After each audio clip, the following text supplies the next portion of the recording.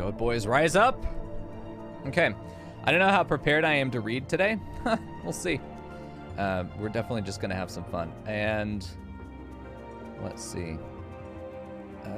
Yeah, that's good. Okay, we're ready? Oh, yeah, you need to stop. Shh. Nope, not that either. No, just off. What are you doing? You stop that. Okay, let's get in. Let's see what the queue's like. I can't imagine it's going to be too much. Yeah, 39. Not bad. Hey, that also means our free boys are going to be able to get in tonight. And join us. I wonder if Emil would be able to run roulette with us. It'd be nice to have Emil. He's probably not available yet. I haven't seen him pop in chat. Let's see. Hello, Weon. Hello. There we go. Time for Burb? God, I hope so.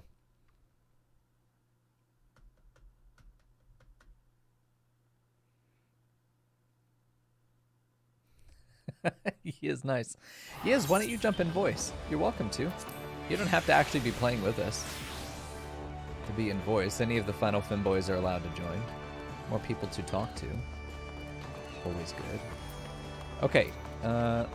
We need to... there is important business to attend to, actually, before we go anywhere else. I have to gamble. So... yeah, adding butter to anything is going to improve it, Drew. Like, you know that.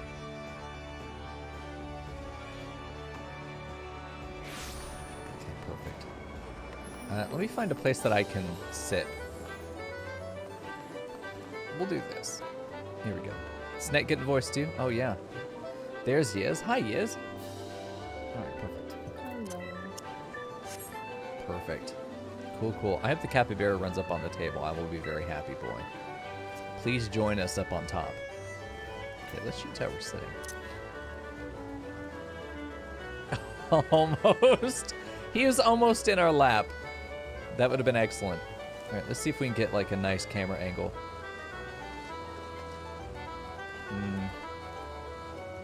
Ah, the good... look at him. Oh, man. Welcome. You've been blessed by the capybara on your table. You have to make a clip and share it, or else you will have bad luck for the next infinity years. What a precious boy. He's already gone. Didn't take long. Joined by our friends. Hello, Snake's here, and we've got Fern. It's time to do some gambling to open up the day for sure. Get the angle where you can't tell he's wearing pants. Oh, no, that's every angle. There you go. It's got those low-rise... hello? This man's drunk as fuck. Okay. It's time to go. I like that we teleport out of the chair to get out of it. Perfect. All right, Cagpot Broker. Listen, I'm not going to agonize over this. I'm just going to be a fucking giga brain and instantly get the top prize. Look at that. I mean, it's easy. Shit. Damn. Okay, so we've got an 8 right there, which is not bad. That's 720. Here we go. Nico's playing a weeb game now. Tyler, where have you been? Yes, I am. Well, 6 is not possible. Just for the sake of argument, what's right here? There's the... you fuck. It would show me the 3. I'm going to take my 720 and run. I don't have a lot of hope of beating that, to be honest. I mean, it would have to be 789, like right down the center there for that to work. And that's part of why I revealed this. There we go. Now you're in Romania. What do you do, Talib? What do you do? It has you traveling everywhere. That's cool. Yeah, 784 would have been 12. What, 19? 19 would have got me 36 there. It's been 12 plus 6. That's what, 18? So that's shit too. So I got a great prize. Fuck you. Yeah, Cat has siblings. I know you thought one slot was enough. Never. You're not free. Okay, ticket number 2. Well, we've walked out with a pretty good prize already. Let's do that for potential diagonals. Let's go ahead and pull this so we can have 1 guaranteed. That's 9, so 13 is 72, so we're definitely not picking that. I suppose let's go here and see if we can... Ooh. 10 basic there, and if we get an 8, which is the only real option, it'd be 18. 17 would not... either of these would not be bad, but if it's like a 5, it's... how many of these are worthwhile? Honestly, it's about 50-50. We can't get an 11 though. 11 is locked out, which would be pretty much the best one we could get in that range. I think I'm better off trying to go for something either much lower or much higher, and I'm tempted to almost go for this 4 here. See if I could shoot for an 8 or a 9. Can't get the 24, but it is possible to get a 6 and an 8 there for the 23. The 21 and 23 option are alluring. The chances are we're going to land on fucking 19 or something. Could be an 8 and 2, just to fuck me. Yeah, it's not bad. I mean, I'm happy to get, you know, 100, I suppose. What was the best payout here? Fuck! Yeah, I should have seen that 9 and... Wait. I saw a 9 and 7? Or did I not? I only saw this. No, and then I saw the 9, and I went for this? Why would I do that? That was just dumb. I had a guaranteed... Hold on. I had a guaranteed 16, and I wasn't going to go for that? Okay. No, I just played dumb there. Yeah. I got to remember that. I need to shoot for the max high and the max low. I keep getting to do that. Okay. Oh, another 1. 7, 2, 6. Okay. Well, I mean, if I can get the guaranteed check there, that'd be fine. So 7, 9 is 360. Shit, I'm going to take the guaranteed 360 there. I'm fine with that.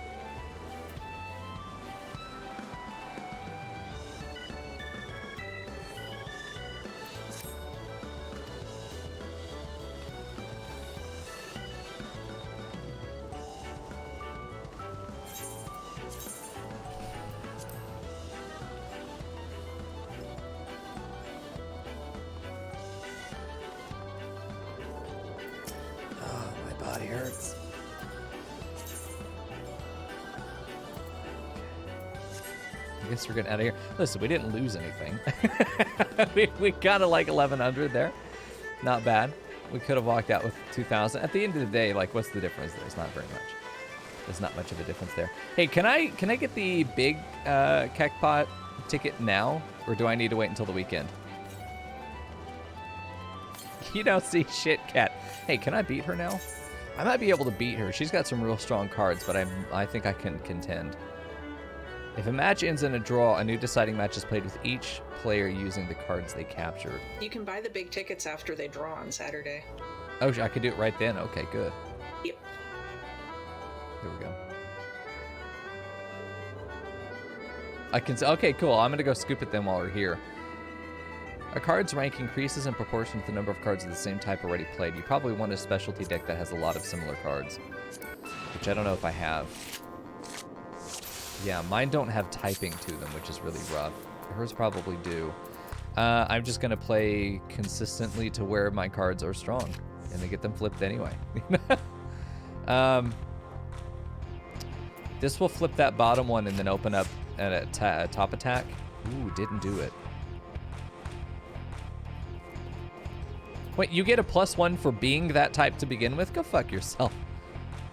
I can't really flip that in either case. I think it's better if... I don't have a very strong vertical here. I think what I'm going to do is probably try and block him off by putting you there. Hold some territory and don't get flipped. God damn, dude. I think playing defensively is key here.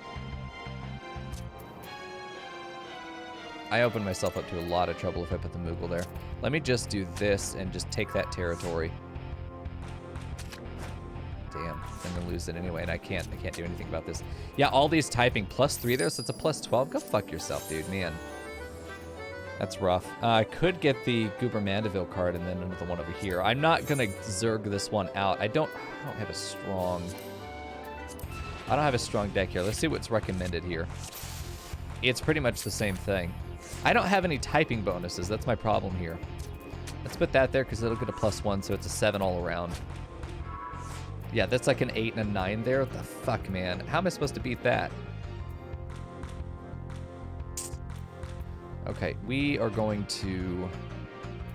We're going to place you there defensively. Hey, Black Ghost Panda. Good to see you, man. Fucking 10 on top. Look at that. Can I flip my own dude? I can't flip that dude because he's a +1. He +1 himself and then she flipped him. Wow. Okay. That's rough. Best thing I could possibly do is just... she's going to win, though. She got a flip and I can't flip. She's got 2 flips and I can't possibly flip anything. Except that, I can flip that, but it'll get flipped back anyway. The best I can hope for is a draw, but that's not even possible anymore. See, ain't that some shit? I don't think I have the cards that can possibly beat this right now. Yeah, the key is a deck with the same typing, because you end up with +3, +5 bonuses, you know? Let me check real quick and see if I do have typed cards. Because that's what I figured. I said that myself, you know, but then didn't end up... does it show typing here? Some of these might not have typing. Oh, type Beastman. Yeah, it does. Let's see. They need to be the same typing, though, and stack up. I don't really have a lot of theming here. I have 2 Beastmen, 3 Beastmen, 4 Beastmen, 5 Beastmen. Okay. Let's just throw these guys in. Yeah, these non-typing is rough. But yeah, all these guys are going to become very strong as we improve. So that's a... Okay, so that is a Ascension deck, which I'm glad it lets me have multiple decks. Why did it not recommend those Beastmen for... Okay, that's fine. We haven't even tied. There we go. Perfect. Goobert? Yes, that is actually his name. I don't... Listen. I don't have any... She's going to flip this again. It's just the same shit as last time. Yeah. The exact same shit as last time, and now it works against me. Unless I Moogle it. And now it's a... Listen, now it's a 7. That's not getting flipped. Neither is that one. So let's just play a card that is defensive and is going to bolster the rest of these. Playing the Sylph right here is probably the only place we're going to play it in a way that it's going to not end up being a problem. We can't do that. We don't have anything that can do that from the side. I think, honestly, we just put boys down that we can defend with. So I'm going to put you right there with every intention of just holding the lead. And then if I don't get flipped, then yeah, we're set. I managed to actually flip him in the end. Whoa. I didn't get the card there, but yeah, look, we were able to eventually build up a strong enough attack to take over it. Yeah, having just almost any 5 cards of the same type is going to be fucking killer. Yeah. We ended up lucky there. I didn't plan for that flip. I thought we were gonna win, but not by the extra card there. Okay, so probably same deal as before. At a disadvantage for going second, but yeah, see, fucking hate that shit. I can't do much against this card, man. It's a 4-star. I just don't have anything there. Hey, Frackle. Hey, Frackle. You and me are gonna be best friends forever. He's a +1 too, but all mine are +1s as well. I need to place him in the bottom left again, because if they try to play Alphino, I need to be able to get those 3s open. I don't have anything I could do here. I wish I could just... Can I just forfeit? There's no fucking way I win this. This is unwinnable at this stage. Shit. Okay, let's put him there. It's going to make that even harder to flip. He's got a +1 for that guy. And then there's... I can get that with the Moogle. It leaves him weak on the bottom, but it's going to strengthen my other cards here. Of course, it gets instantly flipped. That's what we expected to happen, but I can flip it back. Sudden death. Okay. This disadvantages me. But I do have a very strong card that I can play that I'm going to put... If I play this, it strengthens the Alphino in this card as well. I want to probably play something that has its own typing. So I'm going to put you there and let you be the first to put in something that's going to increase my typing. He didn't do it. My hope was that he would play literally anything else, and that would strengthen my cards. But with that only being a 5, do I have anything with a 6 on the bottom? Don't. I could get something with a 6 on the bottom, though. So let me play something defensively here.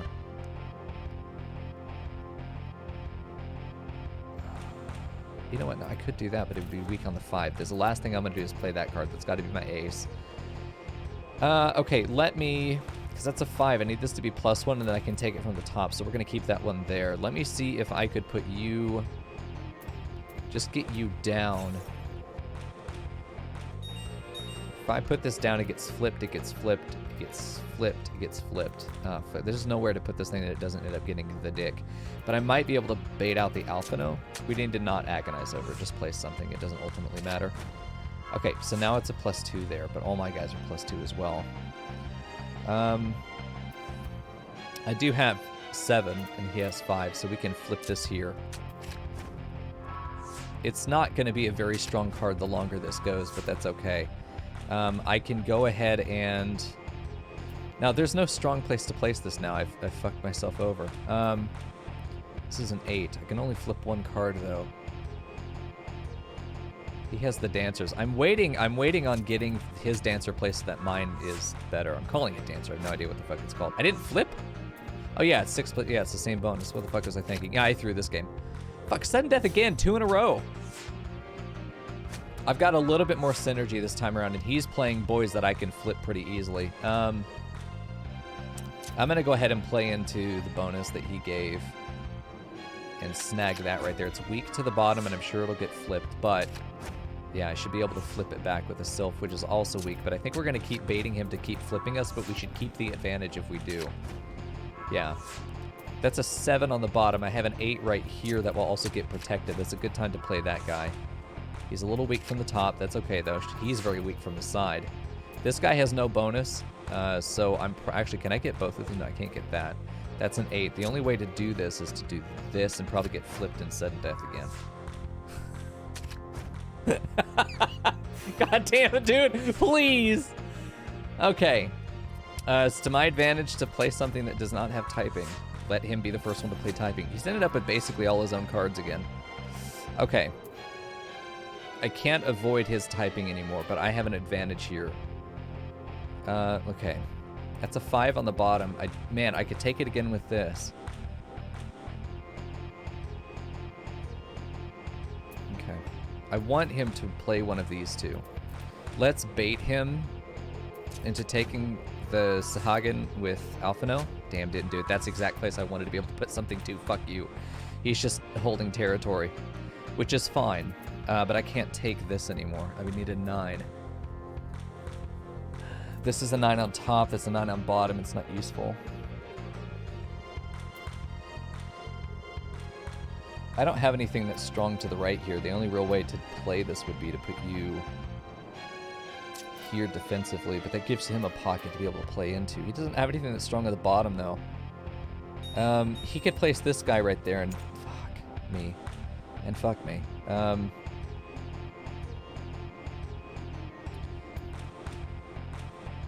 I don't have anything strong to the right, so I really want to try and take this position early.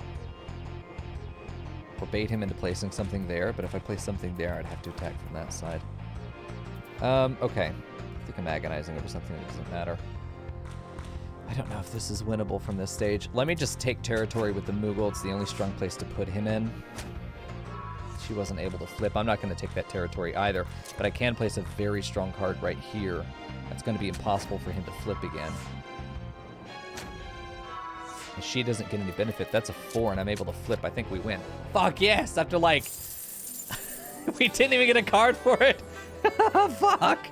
Oh, what a long battle, and we didn't even get our card for it. Oh, no.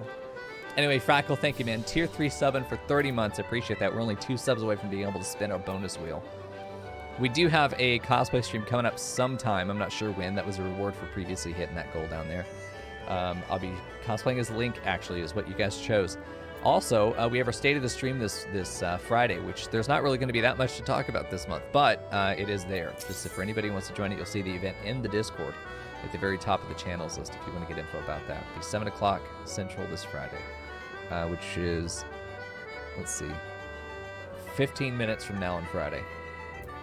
All right, we're going to try again. Honestly, this is a hard fucking deck that I got to beat here. We are, like, right on par with her. I think we're either going to smash her or we're going to be in a sudden death loop until eventually I outsmart her. But she's got better cards, but I'm human, so, like, I should be able to do this. I really want to put a high card down here that forces out the Alpha No that I can use a Moogle on right there. Because we've seen that play before. I'm not going to get that card. If I have anything that's really strong to the right, I want to place it now. Which I think is going to be the Sahagin. And hope that that 7 holds. Of course it doesn't. That's a new card. 4 from the bottom, though, is something I think that we can take. The Sylph can't flip it yet, but he will be able to. The Moogle also can't flip it yet. We're going to put this guy right here and hope that these 2 positions don't get taken. That's fine. Alpha No protected. Of course, he's always going to put that in a position that he can't get flipped. But we now can flip this. We can't flip either of these other 2. But we have an 8 defense on the bottom, and we have it, well, Hold on, we have a 10 defense right there. I can take that card. He probably will use it to flip himself.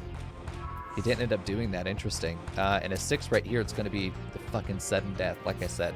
We're either going to win or it's going to be a sudden death loop forever. I did get this really banger card, though.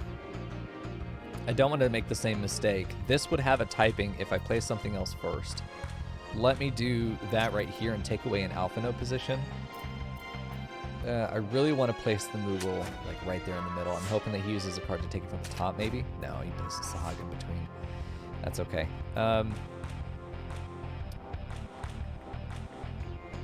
really probably should have placed him earlier.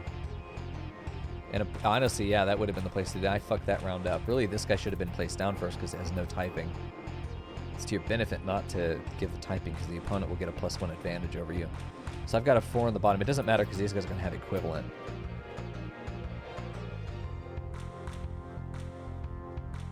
I don't have a good place to play any of this stuff.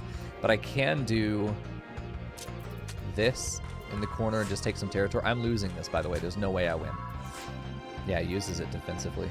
All he has to do, he literally just sits there and he can literally just sit there and do nothing and win. Like fucking Luigi. But he's out of advantaged cards. And I can take that card here, and if he tries to snipe it, I can Moogle it. He's not. He's going to take the other side. But now I can do this. And then he wins. It doesn't matter. I knew I was going to lose from the beginning. I was on the back foot because I played the wrong card first. Listen, I want that other card, dude. Infinite fucking Yu-Gi-Oh! Is how it feels. The sudden death is not a fun rule. I would much rather just lose and try again. But I suppose that's because the battle is so cheap that it feels like we can. I'm going to try the same ploy again and see if we can bait him. He plays Alpha No in the bottom right. Like, it doesn't fucking matter. There's no point in trying to bait out that card. You're not going to get it. He's either... Oh, yeah. He's never going to play that card in a way that it's vulnerable. I've never seen him do it. But that doesn't mean that we can't eventually flip it. I mean, not with these cards. These cards fucking suck. Let's just get in a position where we're playing defensively. We do have a card advantage, and if we can keep these, then we're good. Yeah, that's a 7 right there. We have a 7 on this side as well. We have a 6 on this side. If we can keep that position open, like if I try and just put a defensive card down, the Sahagin could take that. If I place one more card and then put a Sahagin here.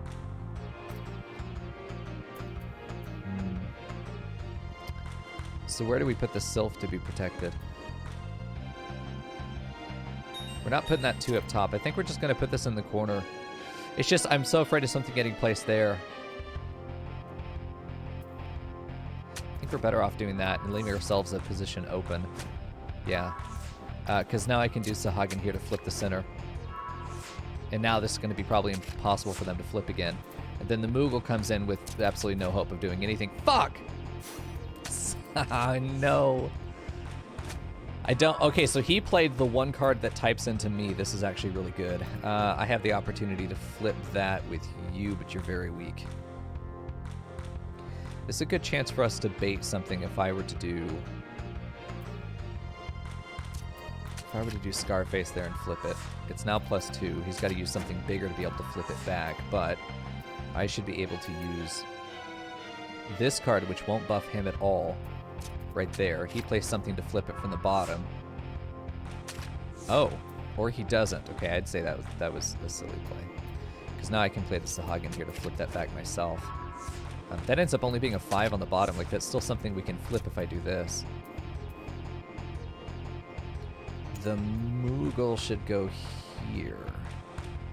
It's going to be a sudden death either way. It doesn't matter. Both have the same outcome. Oh, never mind. I win. Fuck, give me your card, bitch. God. Listen, I want to get my Chocobo, but I can't until I get this card. Let's do one more round, okay? One more round, one more victory. If I don't get the card, we'll move on. Fuck's sake. I don't know that I like the Sahagin there on the bottom. Mico's starting to sound like me over there. I know, I can quit whenever I want, I promise. Lies and slander. Fuck's sake. This is such a strong card. I don't see it getting flipped again. I really want to play into our strengths. Probably just putting that guy there defensively. He's weak. Oh, man, he's very weak right there. That's a great place for us to put down the... Yeah, the Sylph. Not that it can't get flipped. I just don't see it happening. Man, a 7 up top with a 6 to the left doesn't really work. 6 to the bottom doesn't take him either. But if we grab this guy, I think it's the best opportunity we have. We have such a lead, a commanding lead at this point. Yeah, he's going to have a hard time doing anything there. We're actually able to flip him back. Nice! Just one more. Fuck! Give me your fucking card, you whore! Okay. Listen, I tried. We definitely got some good points out of that. I definitely learned some things too, right, about strategy. You don't want to play into creating a pocket that can't be attacked again, right? Like, hold on, this is the big lesson I learned there. Like, it doesn't matter if we win or lose. It does. But oh fuck, where's my screen painter? Oh no, where did that go? Hold on, Chad. You have to understand, okay? Here we go. Let me get a button out there so I can get that shit back if I lose it. Perfect. Okay, so hear me out, right? You've got your board.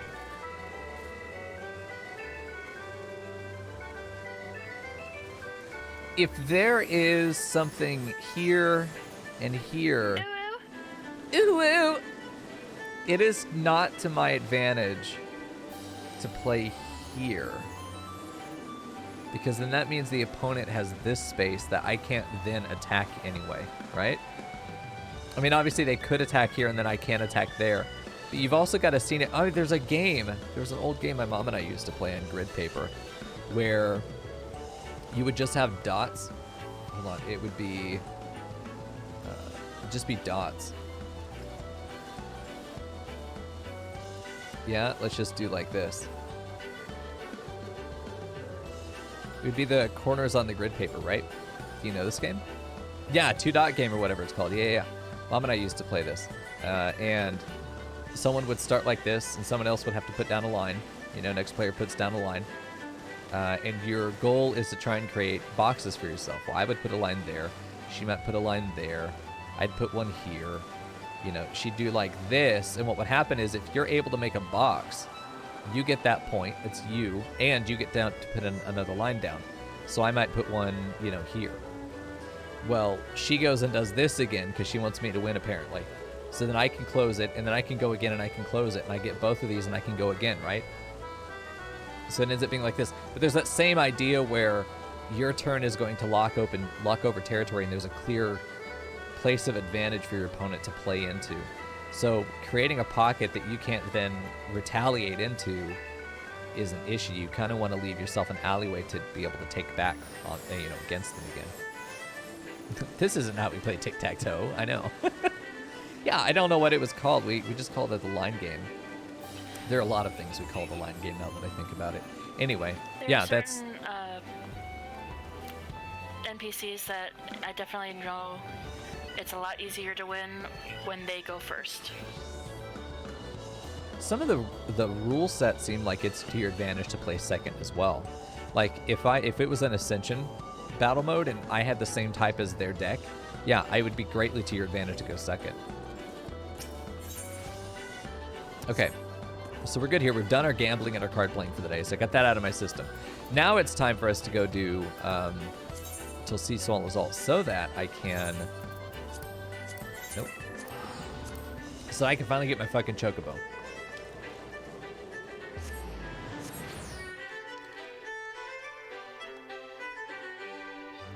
Tala, I completely forgot to check your message. I was so fucking engrossed in the game.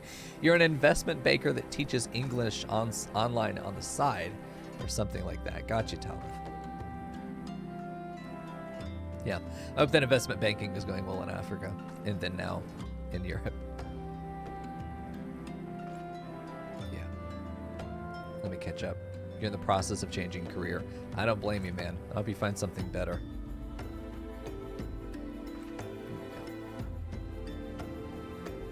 Good deal.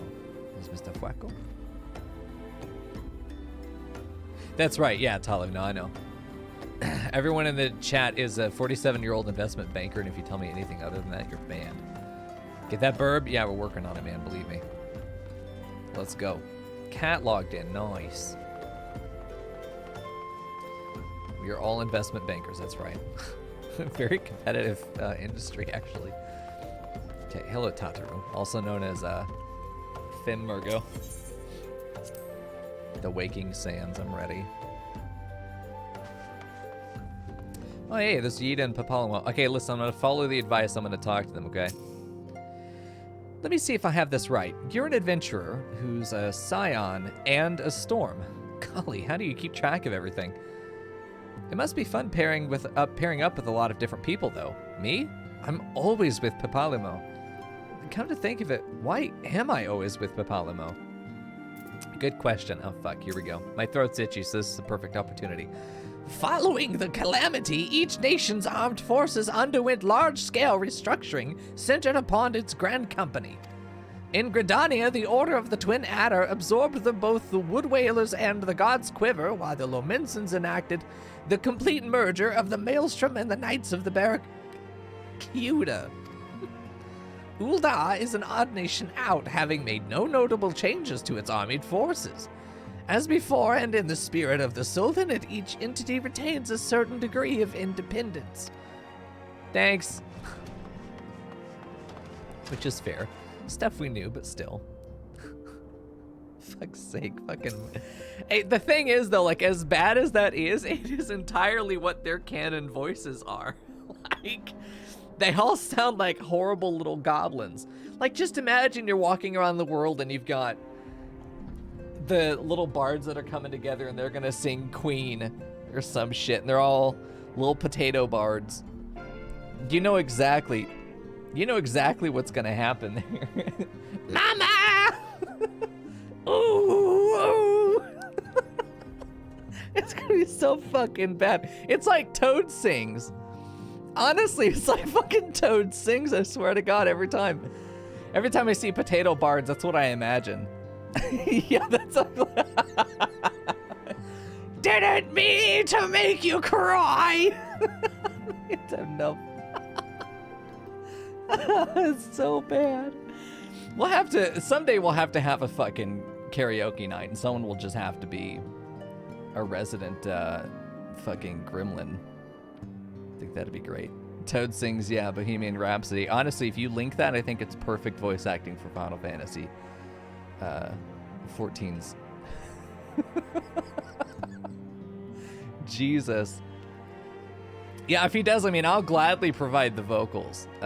If we can get the Barty set up, I'll make a little potato with we'll have to find something like brown bun ear headset so I can wear it as the potato and then pretend I'm real people. That'd be good. Welcome back, Mico. Lady Ophelia awaits you within. Okay. Whoa. Oh.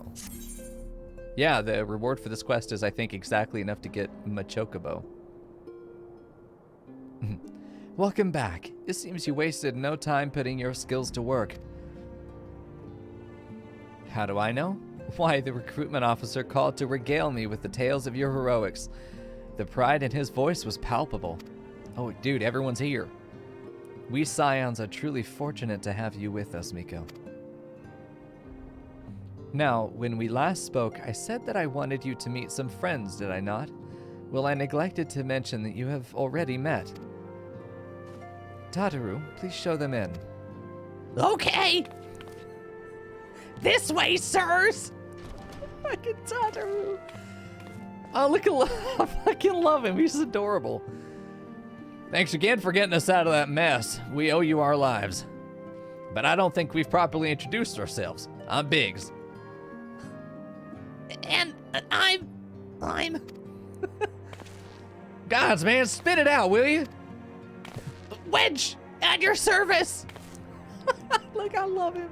He's such a good boy with those little onion hair. That's not how hair works. That does not work. You can't do that with real hair. What's wrong? Oh, he's so precious.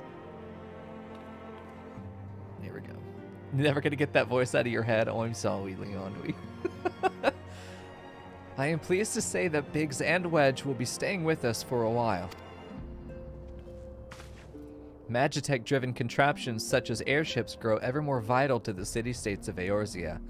As a neutral party, it was judged that we Scions should serve as the keepers of this technology. Of course, for this, we need the knowledge of experts, and so we requested the assistance of Garland Ironworks, who very kindly sent us 2 of their finest engineers. Our happy family continues to grow. On behalf of the Scions, I bid you welcome to the Waking Sands. Oh god, here we go. Fucking Wedge, what a boy. Like every soul here, I love Eorzea. And I count myself blessed to have been given this chance to stand with you all and fight for the future of the realm. Never have I known such fulfillment, such happiness. Whoa now. These are some flags. If a character ever acknowledges their fulfillment, their narrative use is almost over. You're not allowed to be that happy unless it's the finale. But if you're not the protagonist, finale is not always a good thing for you. Finale for a protagonist is it's time to win now. Finale for literally any other supporting character is might be time for me to die so that the protagonist is motivated to continue, you know, fucking icebox them. Yeah. So there are things that I can't say until later. But there are a couple things to talk about with that line right there. Everyone should be looking at that going, oh no. Oh no, no, no, that's not good. And it isn't. Characters are, no matter how they exit, you know, sometimes they just get killed off, sometimes they have some, if they were a detective, you know, they get assigned to another case somewhere else, you know, they're going to exit, if you will. They're going to exit the narrative. They're no longer an active participant in the narrative. This happens when their narrative use has run out. Sometimes, usually, in the cases of dramas or action, adventure, stuff like that, which is the majority of the fiction that we're going to read in the West. So we're very familiar with it. That is, that's going to be a character's death, and usually that death is meant to also have some kind of secondary effect, usually of motivating the protagonist to try harder, or to teach them a lesson, which is one of my favorite reasons to kill a character, is to humble another. You know, that a good innocent character, a good innocent person has been killed as the result of the protagonist's lack of development. It becomes sort of a sin that they have to bear. It's one of my favorite ways to write a character's death. But it has to mean something, and you can't kill them just to motivate characters. There's a whole really bad big trope about that. I think it's called iceboxing. I can't remember what it's called. But it was, I think it was specifically a Batman comic that did it, where a character was killed for no goddamn reason other than to piss off the protagonist. Like, the writers killed them to make sure the protagonist had motivation. It wasn't like the characters decided, oh, I'm going to fuck with the other character, so I'm going to go get him, kill someone he loves. You know, it wasn't within the narrative. The same thing happened in Dexter. There's a point where a character that is finally getting desperately needed development and has actually turned into being a massively endearing and solidifying character in the whole narrative arc is sort of an anchor in an otherwise massively chaotic story. As soon as they start to really rise into that potential at all, they're just randomly killed so that we can have a dramatic season finale. And all the potential of that character is just fucking gone. Oh yeah, we talked about that. Yeah, I'm trying not to spoil, but yeah, you know what I'm talking about. It was exactly when I stopped watching the show too. I was perfectly happy with Dexter until that season finale, and it was just like they took one of the only well-developed characters in the series and just fucking killed them for no reason other than to hurt the protagonist and be dramatic for the sake of drama. It was completely contrived. I fucking hated it so much. I was so angry I'll never watch it again. It's garbage writing. It's turned into a garbage show, I'm sure, since then, because they set the precedence there.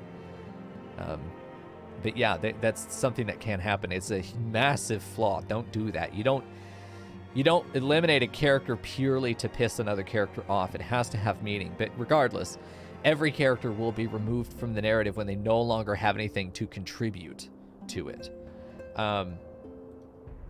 So the biggest question is how much more Titans, that's right. Yeah, I haven't heard anything about the new season, but didn't it stop getting produced and then now it's back? So there's a chance that there's new writing, fresh writing. But man, there's a defining moment where the writers cross a line in anything, and then it's you know, death is cheap trope has been committed. Like in I mean, think about any of your serial animes. Especially Dragon Ball Z is the biggest example of death is cheap. How many fucking times can Goku die before we no longer care if Goku dies because he'll just go on a hike and then be back, you know, right in the nick of time when he needs it most, you know? How many times can we see that happen before it's no longer cool as fuck? The first time it happens, fucking amazing. Incredible. What do you mean he died and he had to fight through hell and heaven to get back, you know? You and me are gonna be best friends forever. Michael and Lab. Yeah. Mico Blep, Rion, good to see him. And Tier 1-7 for 20 months. Thank you, Rion. That's 2 out of 3 now, man. We're getting close to spinning that wheel tonight. Yeah, but you've never seen the show, but you've heard all over that no one liked the show after season 2. If I remember back to it, I would definitely say that season 1, as with many shows, season 1 is usually the writing at its rawest. For better or worse, you're getting kind of the clearest initial impression of their vision. And then they tend to refine in season 2, but it, you know, the old sophomore slump, the second year, they kind of, it feels like the main story they want to tell usually happens in season 1, unless it's planned for a certain number of seasons in which that narrative potential is spread out. As is the case with Ozark. There's a major shift that happens at the end of season 3 in the writing. A lot of the loose ends are tied up, and whenever you close off those loose ends, once you've resolved all of those old conflicts, you need new conflicts to come up to keep the story going, right? As opposed to something like, what was that show? Queen of Chess. Or the Queen's Gambit, sorry, Queen's Gambit, which is a fucking great show, by the way. I'm sure the book would be phenomenal, but they did such a good job with that show, by the way. If you haven't seen it, absolutely outstanding. But it was made from beginning to end with a clear, cohesive, single narrative that played out. All of the loose ends get cleaned up for the most part by the end. They don't have to continue the show. Let it be successful. Let it be a finished series. Because if they tried to make a season 2, one, they would obviously be going, there's not a second book, I'm pretty sure. But like they would have to create new problems to then solve them. This creating problems because everything else is solved, but then continuing with it, like continuing the same protagonist over 2 different conflict arcs has always felt really fucking weird to me. You should get a new cast at that point, you know, or there has to be a meaningful escalation. Like you can't have both conflicts start at the same level of escalation. If you go, everything is fine, everything is awful, we're gonna fix it. Hey, everything is good. Now, new really bad problem, but usually even more extreme has happened. It ends up being really, I don't know. You kill Frieza and the next day Cell shows up, kind of shit, you know, that kind of thing. Which didn't actually happen in Dragon Ball Z. There's a pretty good time lapse. They took care of that shit. There was peacetime, which I thought was pretty good. But anyway. Once you start committing those tropes of bad writing, it's usually a slippery slope that you're going to continue using those contrivances and those conveniences as a writer. Not that that's happening here. We're going down the fucking rabbit hole, clearly. And there are a lot of shows that do that. Like if they get popular and they're printing money, obviously that's the only thing that matters to anybody that is owning a business. Money is the only thing that matters these days, literally. And if your company, or your show is making money, you're going to be writing more of it. Even if your writers are like, but the story's over, make a new one, forehead. And it doesn't have to be good. It just has to keep people entertained until they get tired of it or until the writing really does run out, at which point they cancel it and then they come up with some other idea and then they wring that out until it's dry and dead. Yeah. But that forces a lot of pressure on the writers to have a really beautifully formulated plot that opens up and then neatly closes, hopefully all of its loose ends, and then suddenly has to do it all again. But all the lessons that were learned by the protagonist, all that advancement that was made in the exposition of the story, in the environment, you know, the world will have changed, the people will have changed, the characters will have developed more. You're starting a new narrative with with greatly developed characters already developed, right? Like, how much more room is there? That ends up being a big problem with a lot of those serial shows, is they have to keep developing developed characters, and that is a fucking nightmare to have to do. And often what ends up happening is that, and this happened a lot in The Walking Dead, characters will undevelop. They will become dumber for the purpose of killing them, even though their characters have shown great competence up until the moment of their death. They are suddenly so fucking dumb, like unbelievably, grotesquely stupid, as a contrivance to get them killed so they can exit the narrative, or because they don't want to pay the actor anymore. Either way, and it probably more does come down to money most times.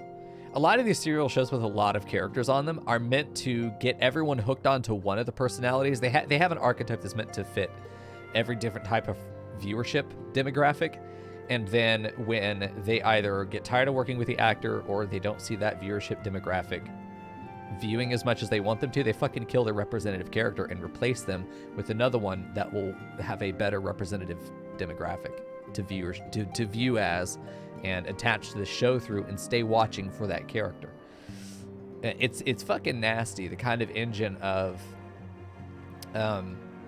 entertainment as profit can get really fucking seedy sometimes when you see how mechanical it can become. It's nasty.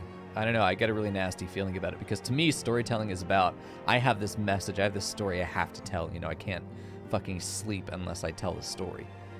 And then you put it out there and everyone enjoys the ride. But when you're doing it as a business model, it corrupts everything. No, I know, fuck me. If I had the money, man, today I'd be hiring people to work on it with me. Fuck's sake. Someday I'll be able to do that. I'll be like, for all this analysis, there's always that one person who's going to be in the back who's like, yeah, if you're so good, then show us what you can do. One, suck my dick. Two, I will.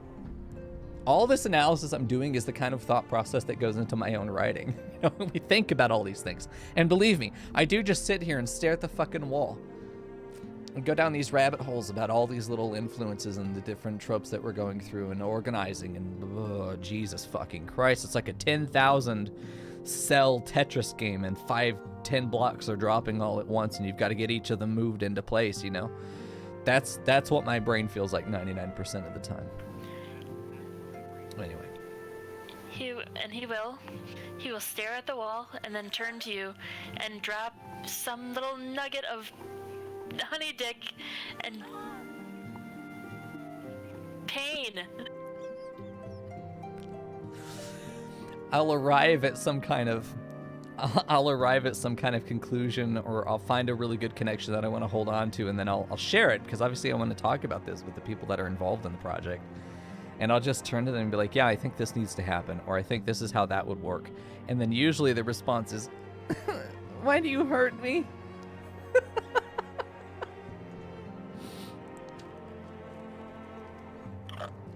Oh man, I'm so fucking thirsty. Bitch. Anyway. Fuck you, cat. Anyway, let's play some Final Fantasy. Chat, you're in the long haul. You're here for the rambles. Alright. But yeah, that's a red flag. Oh, it's the last thing she says too. Oh good. Like, there's a lot that still I think needs to be done here in the Scions. I feel like there's still a lot of undeveloped character. There are a lot of people I haven't worked with yet. I've worked with Thancred. I've worked with Papalamo. Haven't worked with the other guys, right? So I feel like I have to really get involved with all of these quest guys, and then she needs to die because she's talked about herself being fulfilled. She also serves no function other than to meet and greet us with the other characters, which is important.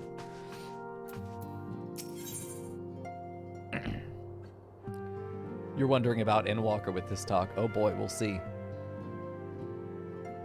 Yeah, I've never seen Scrubs, by the way. Panda, I've never seen Scrubs. But it's a comedy, so I don't know how tight the writing needs to be in a comedy overall. Like, obviously it should have an overarching plot, right? It should be, there is a backstory that's going on sort of beneath the surface of everything. You have your episodes that are your day-to-day, but then you have your lifelong narratives that are happening, like with House, his relationship with Cuddy and various other people, his battle with his addiction that's going on. All the meanwhile, he has these different cases that make up the episode. I've never watched it, so you recommend it. Like, what season would you say? Because you say season 9 never happened, in your opinion. So, like, up to season 8 is good. They tried to spin it off without making a new show in the final season. I wonder why they had to do that. Did some of their like core cast quit?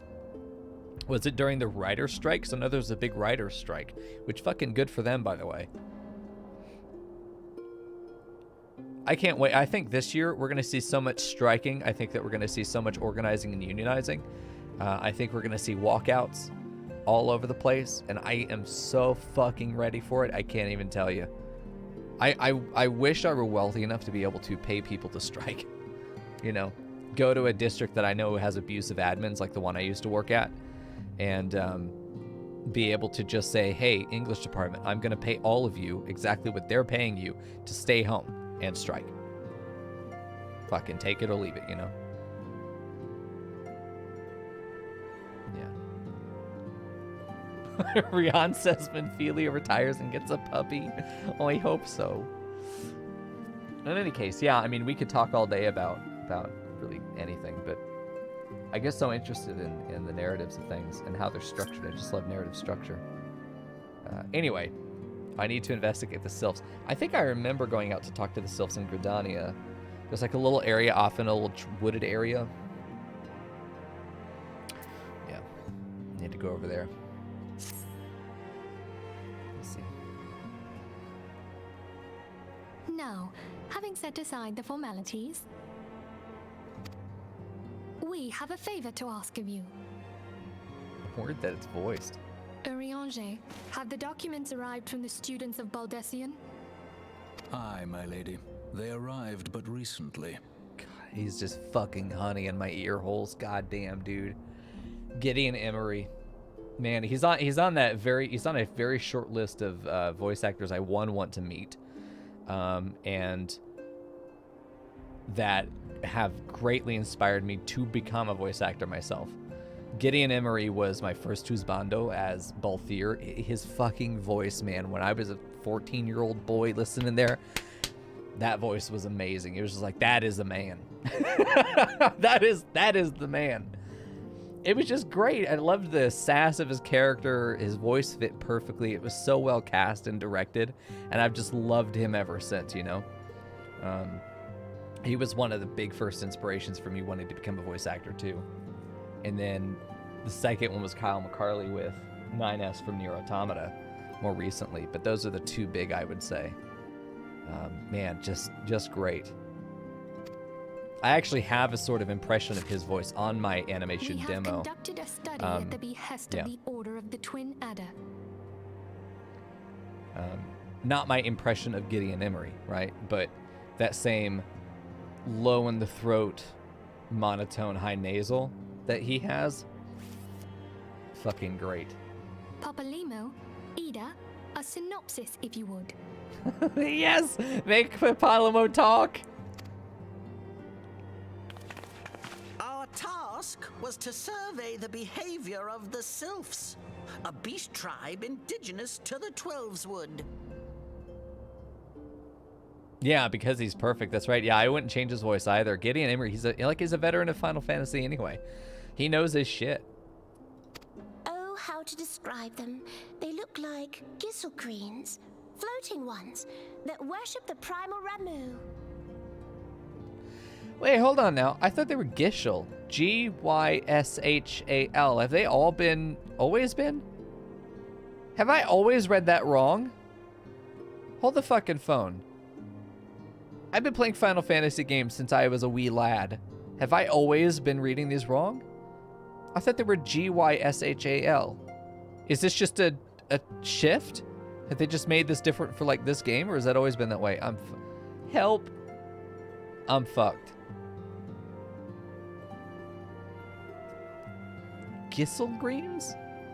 I'm not actually sure. I'd have to go and play an old Final Fantasy and look at it. Okay, I gotta. I think they've always been Geisel Greens.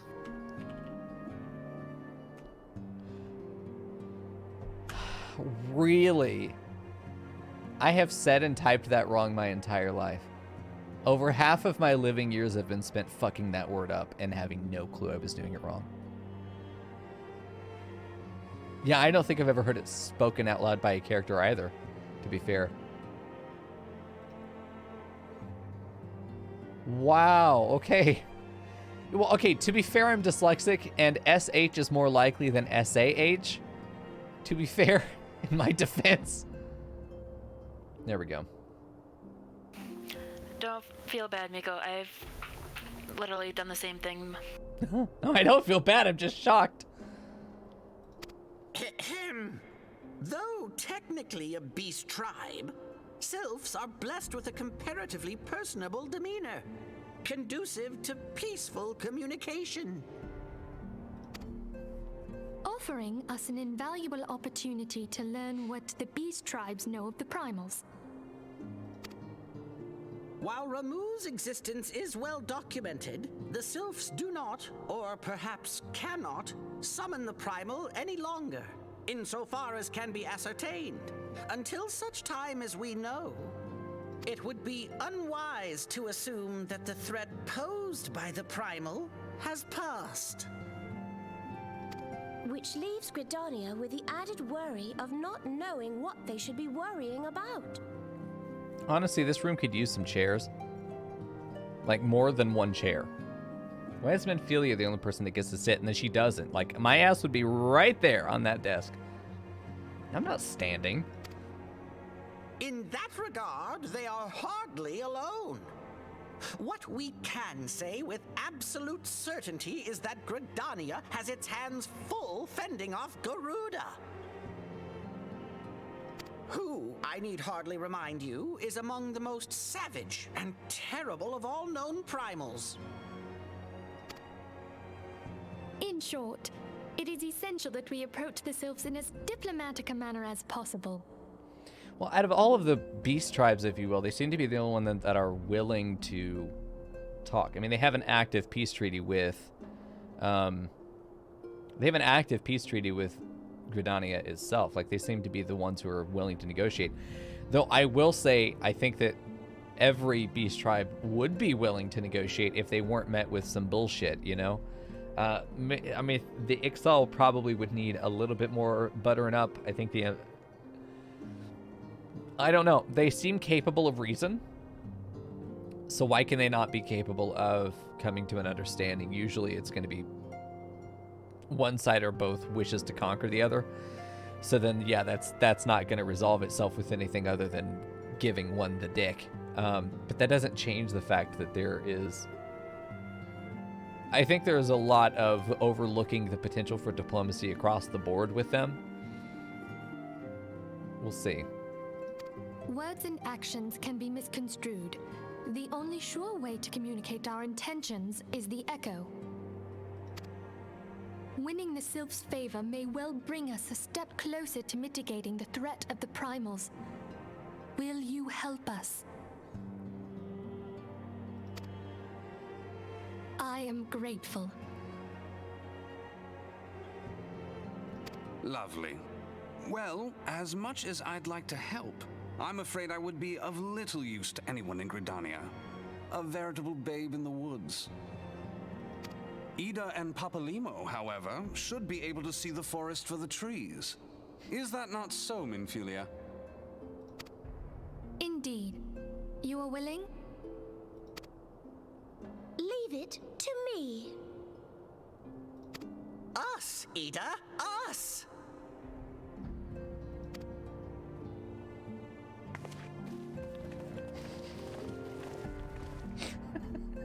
Every fucking time I see the, Now, Ida's got some booty shorts. She does. I really want those booty shorts. We'll see. Well, there's that. Okay, listen, we got to finish this, and then we can get our,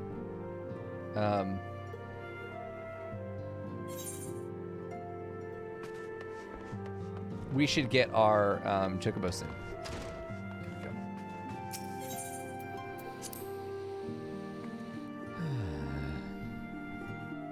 Yeah, if the just imagine any of these stories if the protagonist just said no thanks. It was one writing You should have the currency to buy the chocobo now. Oh shit, you're right. I ain't gotta do shit. All right, I'm off to Limsa then. Tree of Mischief. I thought that said Tail Mischief. I was about to shout that name out, but no. Only Tail Mischief gets shout out. Okay, we're gonna do teleport to Limsa. Mew, mew, mew. What? I've been meowed The at. ferry is actually cheaper. I can ferry from here? There's a ferry. Yep. I think toward the left. That will take you to Limsa. Oh. Oh, I have mail. Hold on. Moogle makes me look at the icon. Oh no. Okay, gotta make sure you can't read this. Fifth fact comes fui. Okay, don't fuck with me with this mail, okay? You're gonna get my ass banned. What the fuck, cat? What the heck? Thank God these are censored. I can't take you anywhere. There we go. Ferry ticket. I am an innocent cat. Don't believe her. Yeah, 80 guilt. Okay, that's good. Hey, thanks for the tip.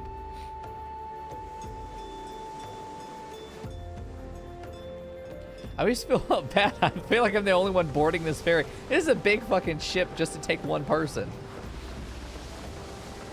It's a bit of a ways, though, from where we are, to be fair.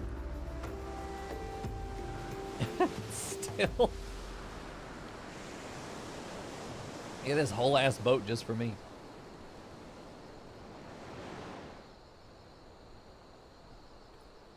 And only for 80 gil. That's true, man. That's nice. They must be getting some subsidies. There we go. Perfect.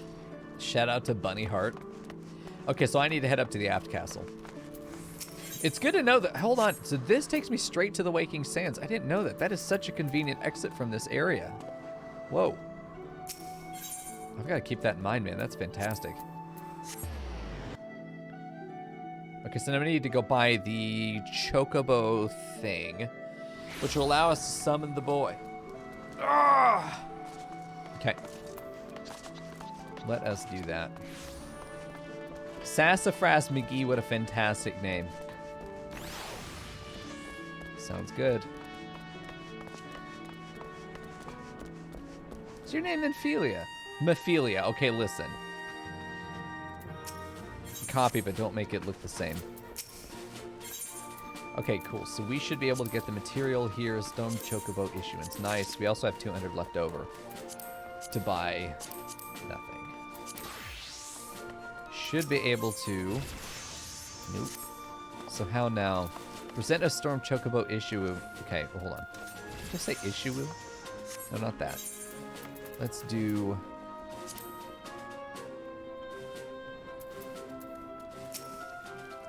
Do I have to start the pup no longer? I don't want to do this fucking quest. Although, that's a lot of seals, actually. Do I care about seals after this point? Yes. Okay. So that's free seals. I think this just introduces me to PvP arena. I don't actually have to do any PvP, right? Correct. You might as well do it because it doesn't look like I can do any other quest with her. Maybe that's just not where I turn it in. Yeah, I turn it into Freygeim, which is not you. Well, at least, oh, fuck, I wish I could read, man. That would make things so much easier. Okay, let me just go click this and see where that is. What? No. Oh, with the Chocobo Porter. Okay, so head downstairs then. Okay, got it. Okay, it would be nice if I could fucking read. I did read it, though. I just forgot. All right, good deal. Solid Snaky. Fucking shout out to you, brother. Ew. Okay. Ew. What's the uwu for? I'm getting lots of uwus tonight. Let's go for the main plaza.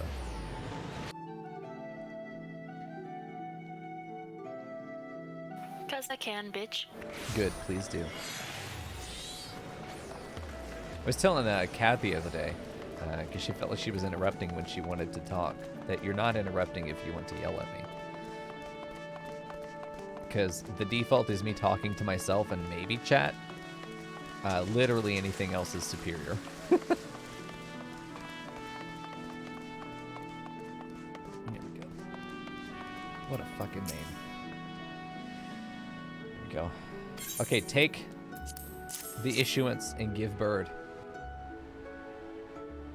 Yeah, I do also have a stack of teleports to the Waking Sands, but once those run out, needing to go back there again, I'm going to have a nice way to teleport there. Instead of having to go to Horizon and run, it's going to be nice to be able to just go Limsa and ferry out there.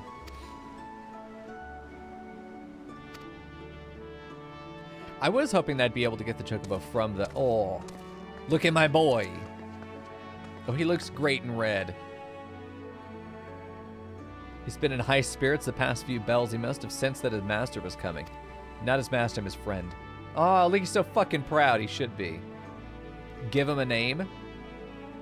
Okay, I'm going to give him the same name I did last time. There's really only one thing I could ever name a Chocobo. Hello. Squishy chicken. A squishy chicken is fantastic. Yeah, that is pretty good. Goodbye. Now I need to get him on my hotbar. So how do I do this? Wait, what is this, by the way?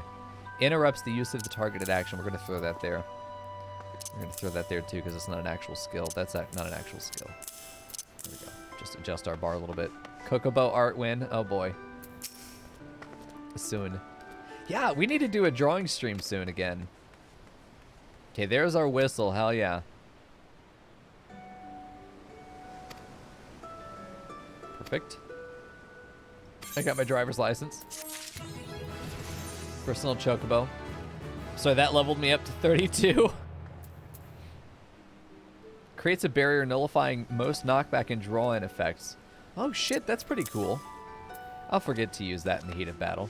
Draw streams? Yeah, maybe after we're done with Final Fantasy for tonight. That'd be good. There's some stuff I want to draw.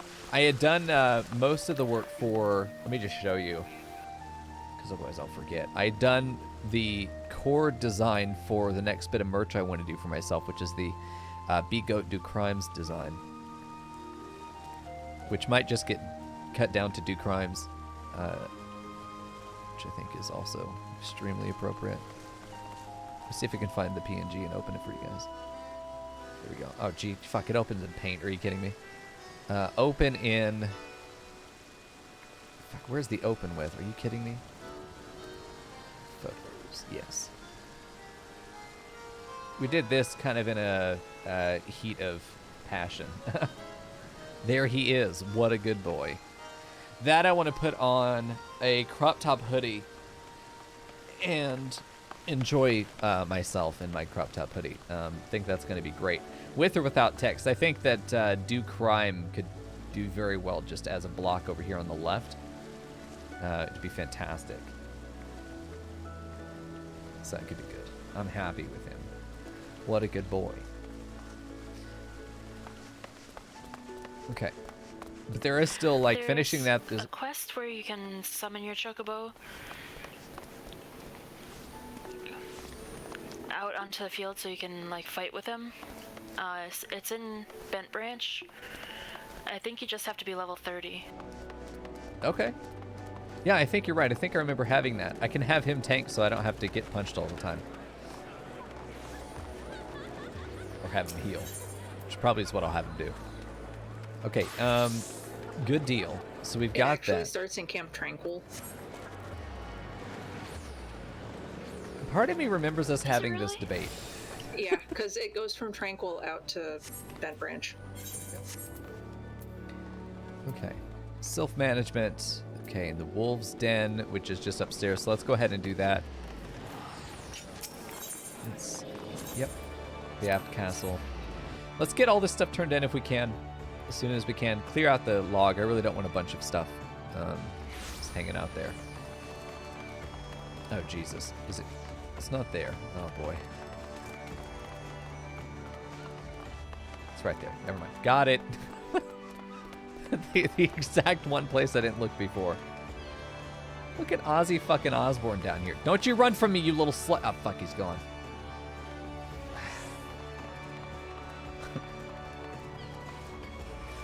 He had a nice look, man. Unfortunately, he was potato. Debatable Oreo of the Cacti Clan. Excellent. All right, speak with her about the den.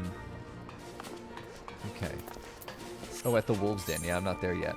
How? Hold on. Unattuned. Who do I talk to get there? Is it you? Whoa, triple triad challenge. Hold on now. Whoa, 30. Holy fuck. There's no way I can beat this woman. Same and plus? Airship? Yeah, probably.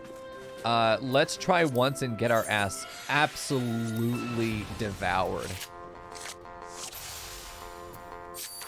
There is no way in hell I can beat this. That's a good start. Nice 9-9 up in the corner. I'm gonna go ahead and put you there defensively. We have to take something or else we draw. Put you there as well. Yeah, it flips and I can't flip it back. Yeah, this is over. Actually, I can flip it back and we're even again. Okay. I can't flip that, so best thing I can do is protect these two. He'll flip the Moogle, though, if I do that. Best chance I have is putting a 6 in the middle and then hoping he can't do a plus. You know, I probably had the opportunity. No, fuck that. There's no fucking way. Though with plus and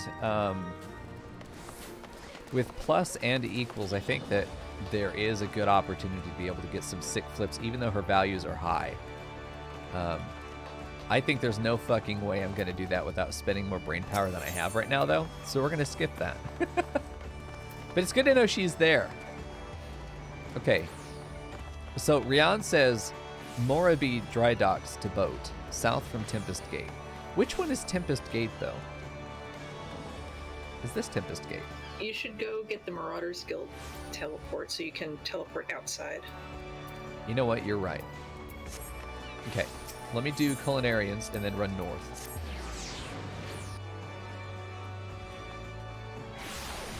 Yeah, I think that one's going to be definitely down to RNG a lot because beating her cards is not going to be that big. But with the value of same as that, same and plus means that as long as you have certain configurations, it doesn't really matter the actual total point value. It just matters that you're able to get those combo flips, which means you need to be more clever than just having big cards. Big cards are an advantage, but it isn't ultimately going to be what makes you win. Okay. I need to go up north, which is that way. Okay.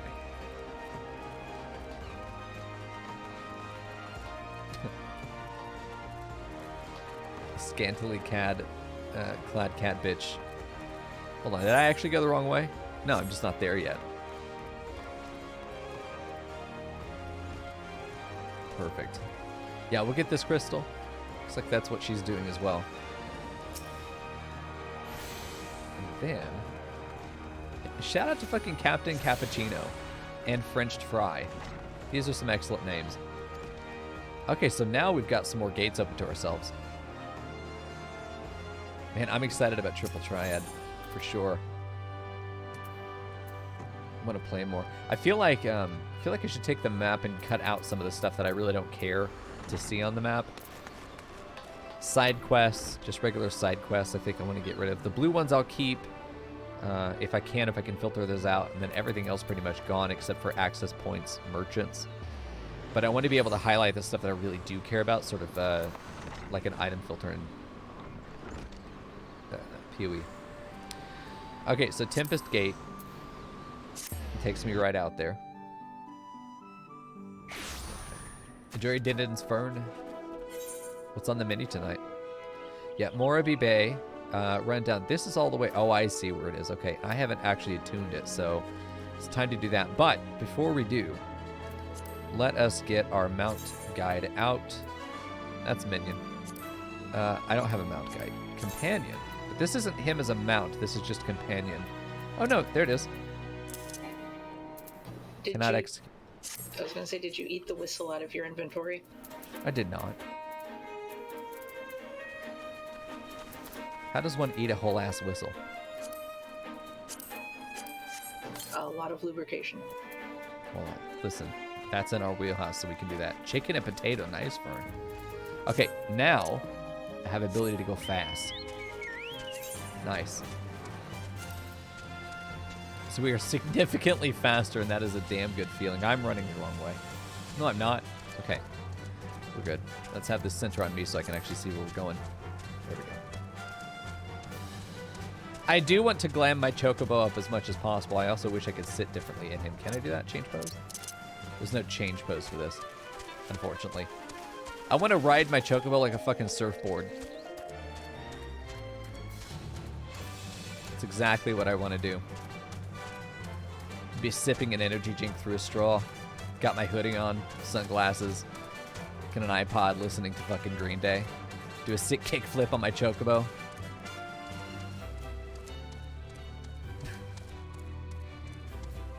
There we go. Yeah, I need to get down there. There was, I can't remember what quest I was doing, but there was an NPC that was in somewhere down there. I could not find the fucker. Like, I knew where they were on the map, but I could not find how to get to them. I can't remember who it was. Probably if I ever do that quest again. Which is not guaranteed, because a lot of the questing I did was for, specifically for either crafting stuff or side quests. I was doing shitloads of side quests. Here we go. We'll get the crystal, and then we'll have a very, very nice little teleport down here opened up for ourselves. That'll be good. It's so nice having the chocobo. This thing would have taken, what, 3-4 times as long to run down here? It's not as fast as the car, or as fast as flying, I'm pretty sure. But I don't know if you actually get any increased lateral speed for flying. We'll have to see. Fucking stuffy tonight.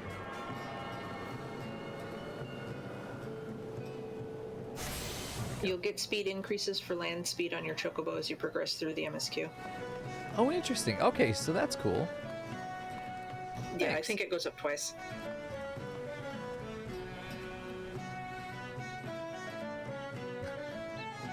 There we go. Okay, so now we're down here. We just got to... Oh, it's the boat's going to be... Is it that guy? Is it over on, like, the left side of the dock? Let me zoom in here. No, it is going to be this. Okay. Perfect. Yeah, we're not actually going to do any PvP. I'm probably never going to do PvP in any game I play. It's just not interesting to me, as you guys know.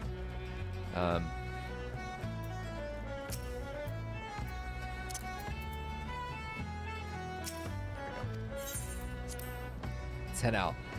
Once we get there, I mean, it's more just about clearing this quest. There we go.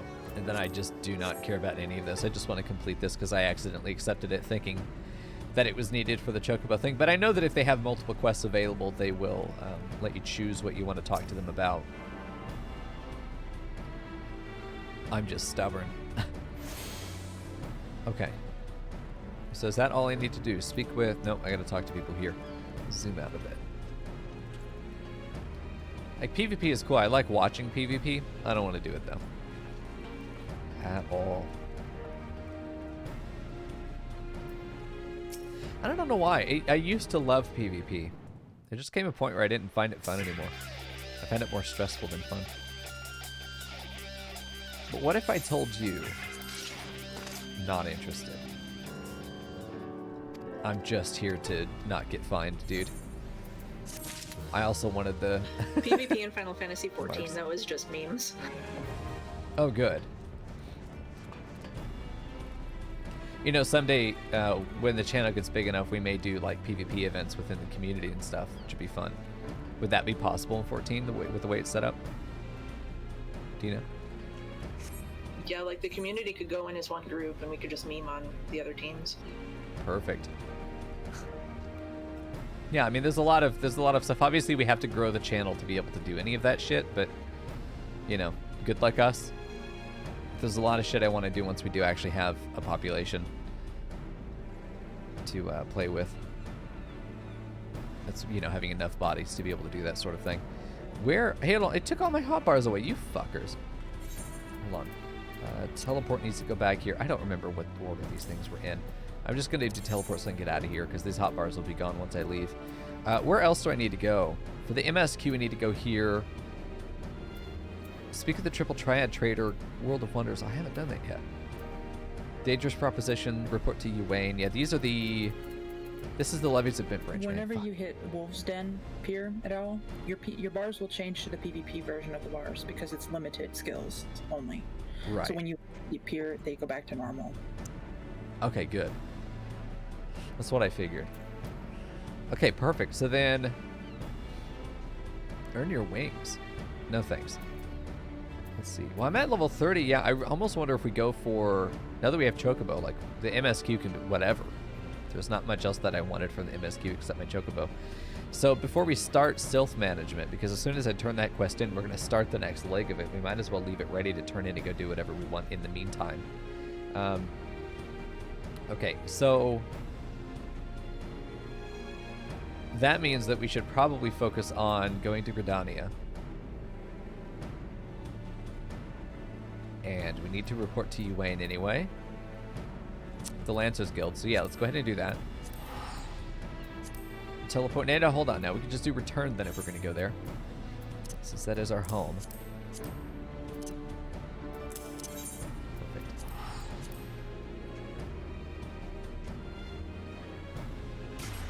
Good deal.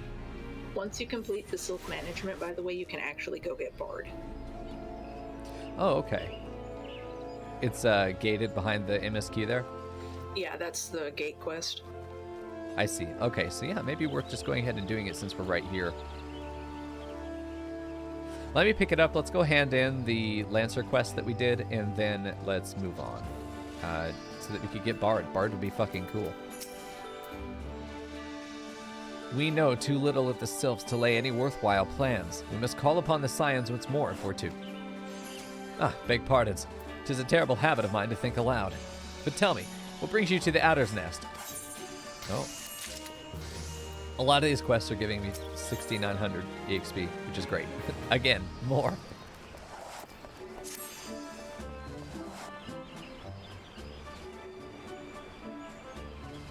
Hail, adventurer. I bid you welcome to the Adder's Nest. Do you seek to entwine your destiny with the Twin Adder? No, I'm already spoken for, but, oh shit. Here comes the big man. Morning, Commander. Sorry to disappoint you, but other business brings us here today. Ida and Papalimo. Always a pleasure to see the two of you. My men tell me you quest in the name of the Scions of late. Quite so, Commander. A little bird told us that the Twin Adder was in need of our adventuring prowess. Aye, your little bird sings true. No doubt you've heard that we're investigating the Sylphs, that curious beast tribe that calls the depths of the Twelveswood home. The Sylphs are, for the most part, a peaceable bunch, much to the delight of the Elder Seedseer, who has no desire to see her people embroiled in yet another fruitless war. If the Twin Adder is of the same mind, it is precisely for this reason that the Sylphs' relation to the Primal Ramu has raised a flag of warning amongst our ranks. Friendly as they may appear, beastmen will be beastmen. Fucking prejudiced little bitch. Should there be even a sliver of a chance that the summoning of the Primal might disturb the balance between Gridania and the Sylphic tribes, it is a possibility we cannot ignore. It seems almost like it's a nuclear race, you know? That kind of nuclear arms race. Although we don't really have nukes, we're just trying to stop them from having any. Better to be safe than sorry, indeed. Do we strike at Ramu or leave the Sylphs to their own ways? That is the question, yet I find myself lacking ample knowledge to arrive at an answer. Opinions abound within Gridania, but to only listen to one's own is among the greatest mistakes a commander can make. I would hear from the other side, the Sylphs themselves, and seek an impartial party to serve as my liaison. That is where you Scions come in. I'm so stuffy, fuck. The Sylphs of Little Solace remain untempered, and have held many a productive dialogue with our people. I would hear their candid thoughts on their tempered brethren. That said, I urge you to exercise due caution. Sylphic tradition and etiquette bear little resemblance to our own. It would not do to have any cross-cultural faux pas get in the way of a productive parley.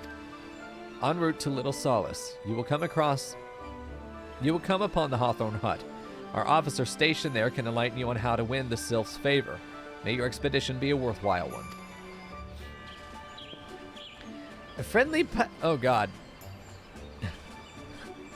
I actually don't know that word. That's a word I don't know. What the fuck? Never seen that word before. Palaver. Palaver? Okay. Interesting. He's talking about a lot of undue procedure, apparently. I've never seen that word before. A friendly palaver with the Sylphs. This should be a pleasant enough diversion. The Hawthorne Hut, was it? Why, I believe the ferry departing from West Shore Pier should take us straight there. A friendly palaver indeed. I hope this will be as straightforward as you say, Papalimo. They say it's Papalimo. I really should call him Papalimo, but Papalimo sounds so much better. Almost dignified. Look at them, their walk. Oh, time for cards. If it's 25, I'll attempt it. Anything above that, and I'm out of here. Hello. What is this man with his horn? Her horn? Can't tell if boy. Probably boy. If boy, very well done. Hold on, stop talking. Hold on, stop talking to me real quick. Quit. Can't tell. Not that it matters, but that's an excellent aesthetic.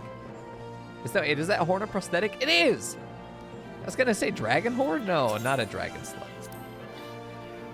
Horn's a nice addition. Yes, cat? Oh, hi.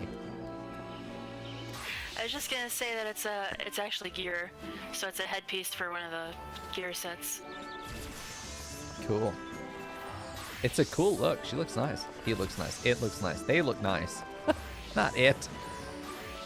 It's an Ascension battle, which means there's a good chance I could win here, even though it's a 30. I'm gonna go ahead and take a look at this and see what kind of deck they got.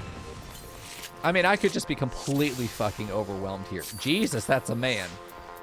What a big, thick lad we're looking at there. It's in my best interest to just play to my strength there. It ends up being a 7 across the board. Not instantly flip, but that's an ace. What does an ace mean in this? So 10. Oh, shit. Well, we can beat that with the plussing, but we'd have to do it with the Moogle plus 4. Even with Ascension, it cannot go past ace, so... Oh, I see. So that, okay, wow. Fuck. It is to my advantage then to probably play defensively here, but I don't want to force a...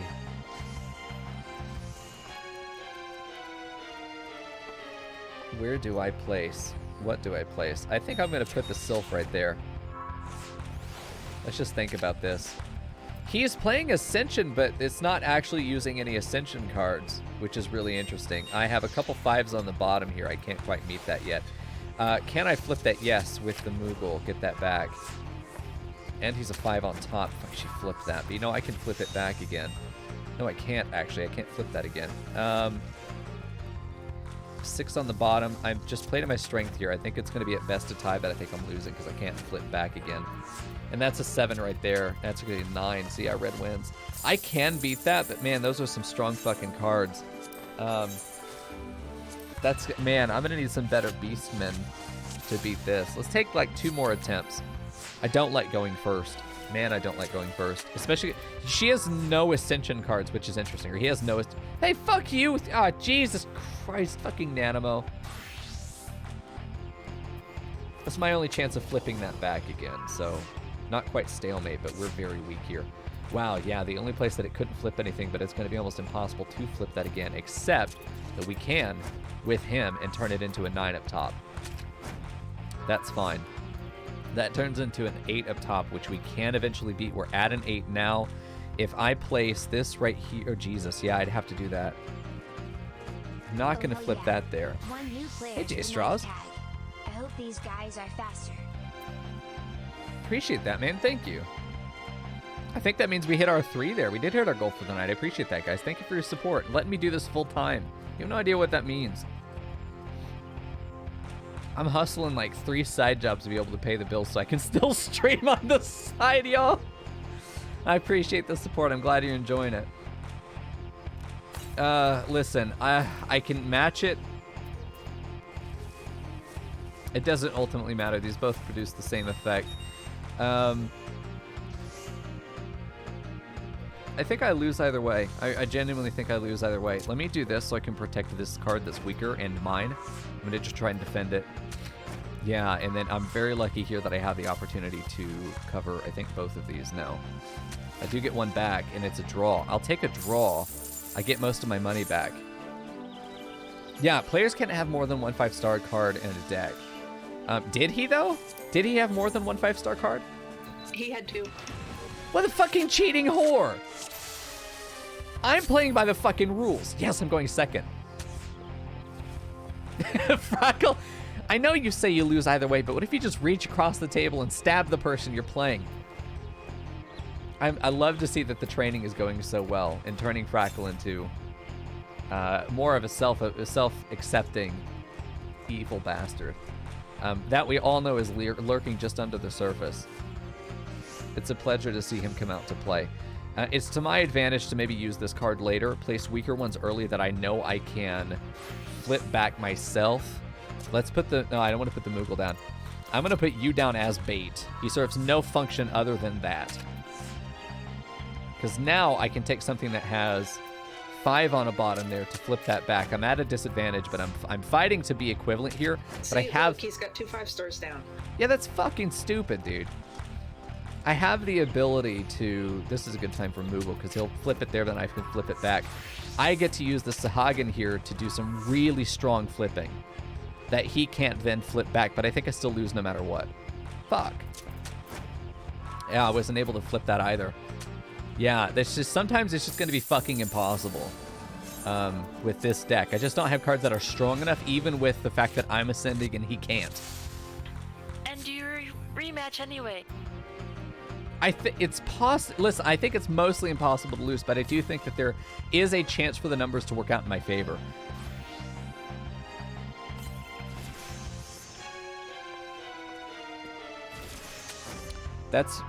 We're gonna see if that ends up working to my favor. This is the kind of thing I'm talking about. I'm not gonna be able to flip that. I don't have anything that's gonna be that strong on the bottom. I can't flip an ace. But I can defend this weak side and bait something down into the middle. But I feel like the Sahagin going in one of those 2 positions is ideal. So if I can bait this guy, use him as bait, so he places something there to flip it, I flip it back. He doesn't do that. But I'm able to take that and defend myself pretty well. What? 6 plus 3? Oh, he was a 9 because he had +1. See, I fucked that up. That was me.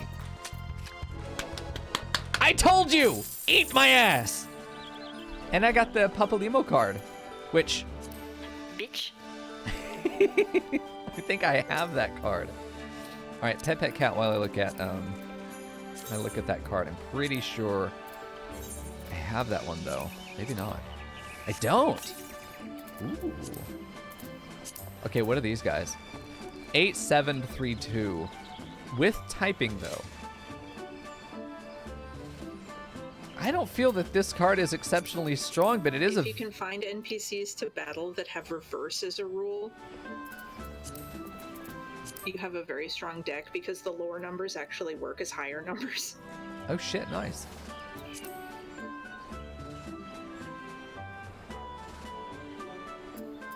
Huh, okay. I feel like I could play him again and farm cards. I feel like that would be possible. Did I get another card there? Should I have already... Okay, I've already used that one. What the fuck?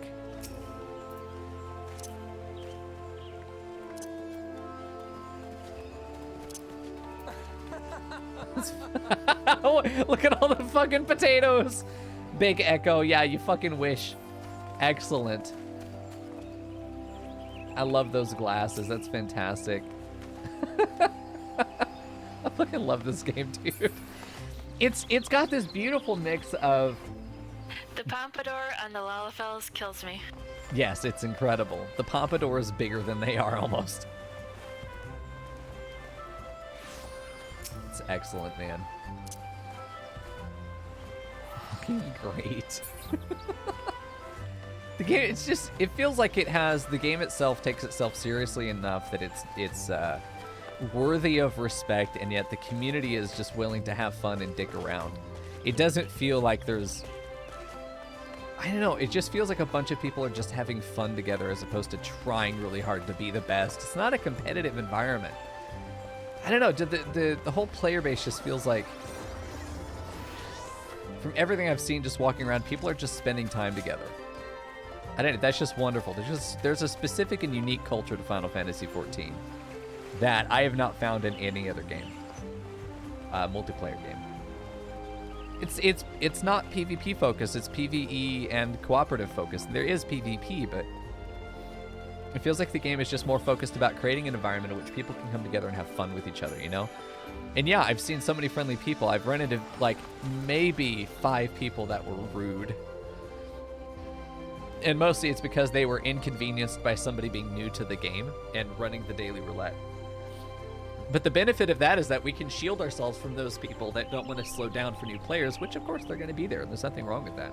I don't even blame them. You know, if I was in a hurry to get through the roulette so that I could get to what I want to do for the day, and then I've got a new player that wants to watch all the cutscenes, I would be like, oh fuck, here we go, you know? But at the same time, I wouldn't, you know, obviously be out there sassing them. Let them enjoy themselves. Okay, child. For as serious as the story gets, sometimes the players don't mind being absolutely ridiculous and silly. It's a good mix. It's such a low pressure environment, you know? Which I think is super important, at least for me. Snake, you're the best? Fucking prove it. The only, like, listen, you brought out your biggest fucking deck, and we almost drew. I just want to throw that out there, Mr. Triple Triad Champion, okay? Eat my ass. You got nothing, bitch. I was fighting you with the default cards and you couldn't even roll me? What the fuck is wrong with you? You was trying to lose? Yeah, it looked like it. Yeah, I actually stopped you from losing. The last play I did, I actually stopped you from being able to throw the game. I was laughing about that when I got off stream. There we go.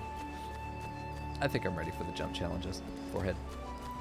Okay, we've talked to that person. We need to go do the Lancer quest. Turn that in. I think this is the way I go.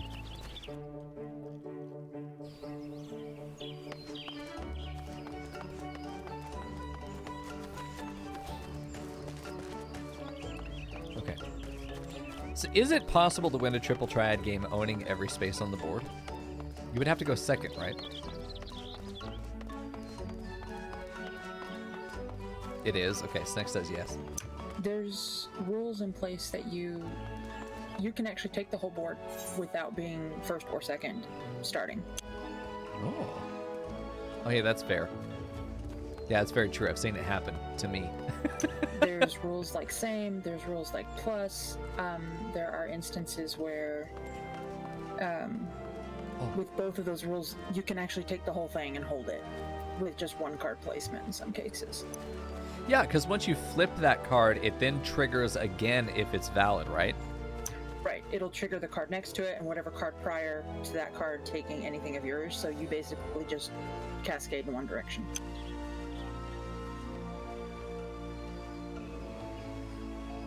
I don't know, that just gets my head buzzing with the possibilities. Like, that's just so fucking cool. I have plus flipped an entire board before. I've had my entire board flipped on me, so I know. I know it can happen. I don't know what it feels like, though. Yeah, when it's I'm excited. happening to you, rage-inducing, and you want to flip that board in their face. Yeah. When you're the one doing it, ha ha ha, cackling noises. Yes.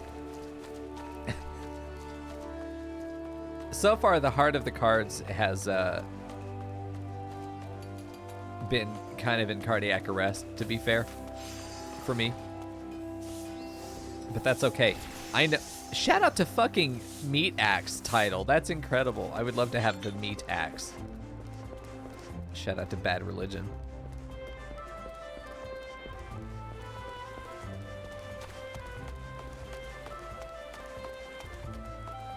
Yeah, MSQ is right up here. Like, everything I want to do is kind of in line with where I'm running. I need to go blow my boyfriend.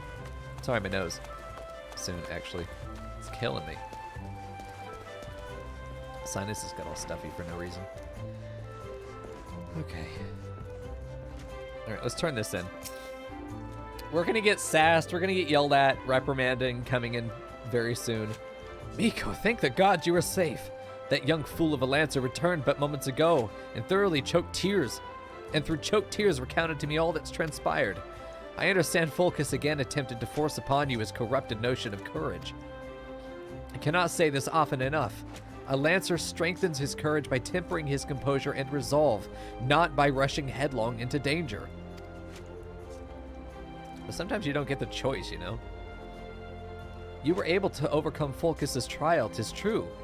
Yet know that you did so by virtue of courage. That is courage born of composure and resolve. Like, he's so fucking worried about the semantics. I do not like Ywain. I need him to you fuck off, honestly. He's on his soapbox about these platitudes that don't have any practical meaning in his instruction. Like, as a teacher, he's fucking awful at explaining the pragmatics of how you actually accomplish this and what that actually means and looks like in real, tangible, concrete terms. That's the first thing you have to do with your student. They have to understand the real benefit of what's happening there.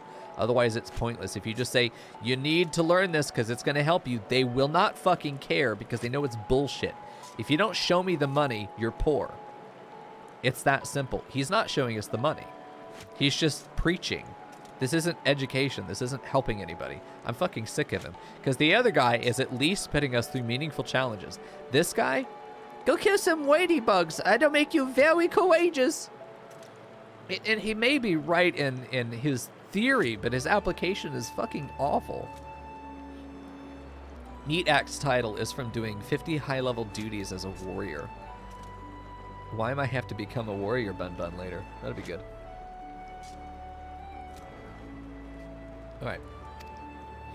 You faltered not before the fury of a frenzied treant, nor did you succumb to panic when surrounded by bloodthirsty wolves. Owing to this, you were able to perform to the fullest of your potential. If I cap out at a treant and some fucking wolves, I'm worried. If that's my potential, then I have more questions about you as the teacher than me as the student. You have come far, Mico.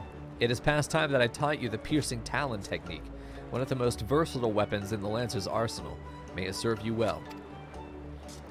Now, I must needs decide what course of action to take with regard to your self-appointed mentor.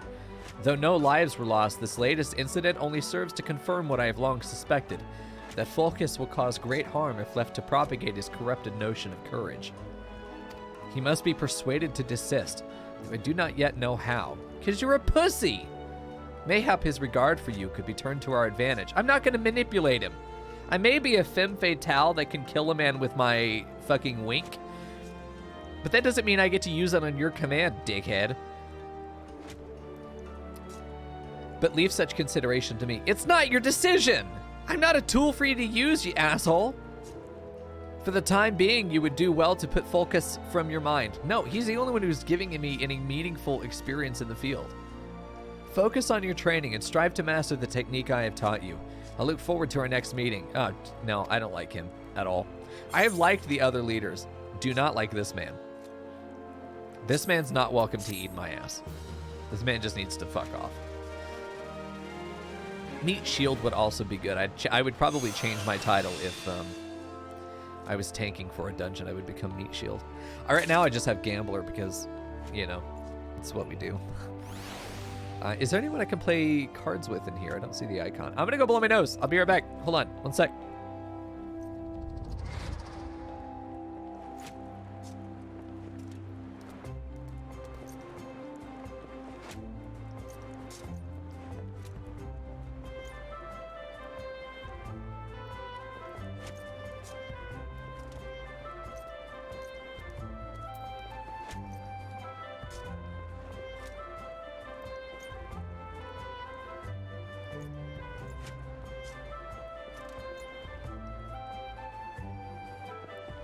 It's all us, chat.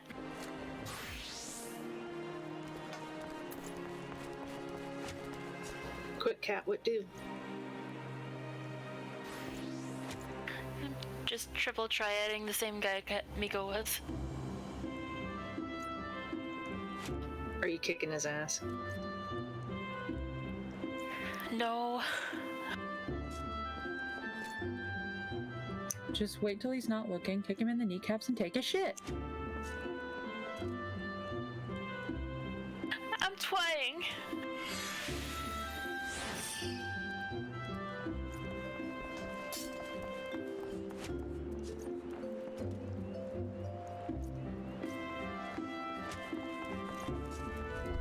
I'm back. Okay, so with J-Straws gifting that tier 1 sub, landed on Mud, which is great. Longtime viewer, love that he was able to get that sub there. Enjoy the emotes, guys. Also, they have enabled follower emotes for our channel. And what those are emotes that you get.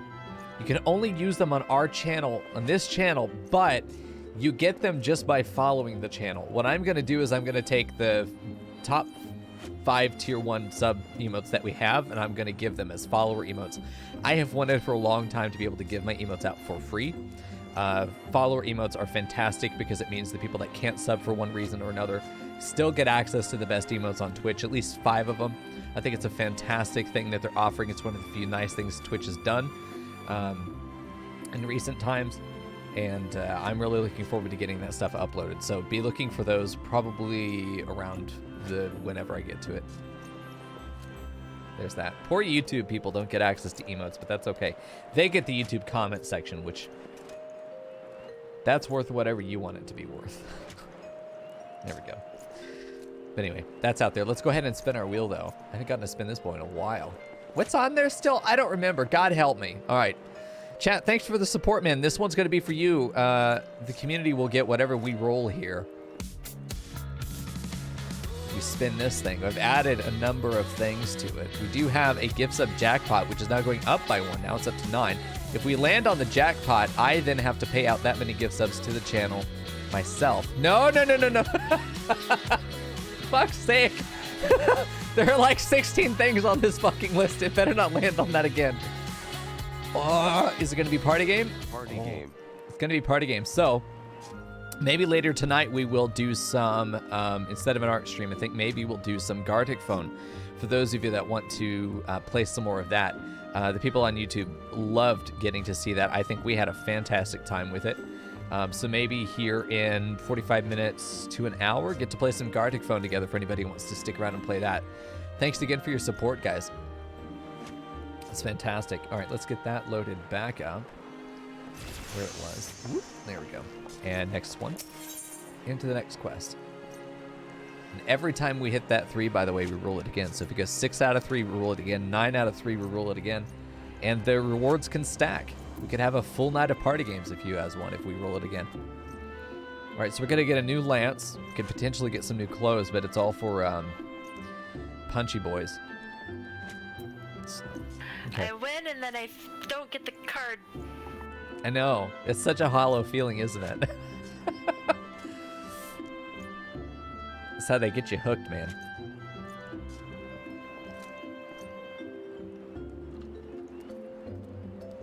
It's like you win, but not the grand prize. It's like, well, if I'm going to keep winning, you know, I'm certainly not going to lose points. I'm not going to run out of points, but at the same time, you're certainly not going to reach that jackpot. Oh, I need to make a note. I need a counter. Every time we do a gift sub, I need to bring that counter up so I can make sure I'm keeping track of it. In the editor's chat, jackpot is 9 now. There we go. Every gift sub takes that jackpot counter up. When we do spin the wheel and land on the jackpot, that whole, it just gets emptied into chat. Just all of them redeemed at the moment. So I'm matching your gift subs, basically. Welcome back, Fern. Potato has been consumed, I'm glad. We spinned the wheel and we did Gartic Phone. We landed on party games. You guys will decide what party game we play. It doesn't have to be Gartic Phone. You guys will decide. We've got a whole poll for you. Might as well, we'll ask later. Let you guys decide once we actually transition over. Okay, I've been expecting you, Mico. You've been training hard, I trust. Bitch, I ain't moved. I would set you to your next trial. One more dangerous than any you have faced before. Oh, it's gonna be some fucking squirrels this time. But I would not send an unprepared man to his death. See, so listen. He doesn't seem to appreciate our he at one point says we're very strong, and then he says without his help we're gonna die. Like he's kind of a prick. Just the way that he talks, he's kind of a prick. Before we proceed, I must needs verify your progress with mine own eyes. He's framing it as he wants to be cautious, but like if it's not apparent that I'm a bad bitch worthy of your respect, then you need to fuck off. You will face 3 experienced Lancers in single combat. Defeat each one in succession, and you will prove yourself fit to undertake the trial. Arm yourself and take your place in the training arena. We'll begin when you're ready. I mean, sure, I'll beat some ass, no problem. Let me make sure that I don't have anything else I can equip. No, we're good, okay. I'm about to get a new lance, though, which is pretty good. I like that this is a Lucerne. I really like these weapons. These are really fucking cool. The hook on the end is really, it was designed to be able to grab shields and yank them off of the infantry and then stab the shit out of them. You have this spike on the back that's meant to allow you to swing if you're on cavalry. Like, it's a really fucking versatile weapon. It's a fantastic weapon. Very, very expensive to make, but yes, extremely versatile. Even has a mace head on the other end. What the hell? This is a lordship tier weapon. That's a fantastic fucking thing. I love this weapon. It's a shame I can't keep it, man. This is beautiful. Let's see if we got these side spikes here as a guard. Whoa. That's a very well processed thing. If this was like actual... This thing would be heavy as fuck, though. You have any idea how heavy this thing would be? Yeah. This mace on the end also is used for setting it in the ground to brace against cav. But not being that much of a lance, more of just a basic spearhead, it's probably not that great for anti-cav, but still, you would not run around your horse into that shit. Oh my god, anyway. I got a hard-on for medieval weaponry. The science that goes into military technology has always fascinated me. How much of our ingenuity has gone into just fucking killing people. Speaking of which, I need to look at my... Okay, let's do that. We'll get a bonus there. When we do 1, then we combo into 2. Oh, he's dead. Oops, I sneezed on him. I'm almost twice his level. Next, indeed, Grizzled Lancer. Grizzled my ass. Come here. That's cute. Teleports behind you, unzips lance. There we go. Fuck you, stop moving. You move when I tell you to.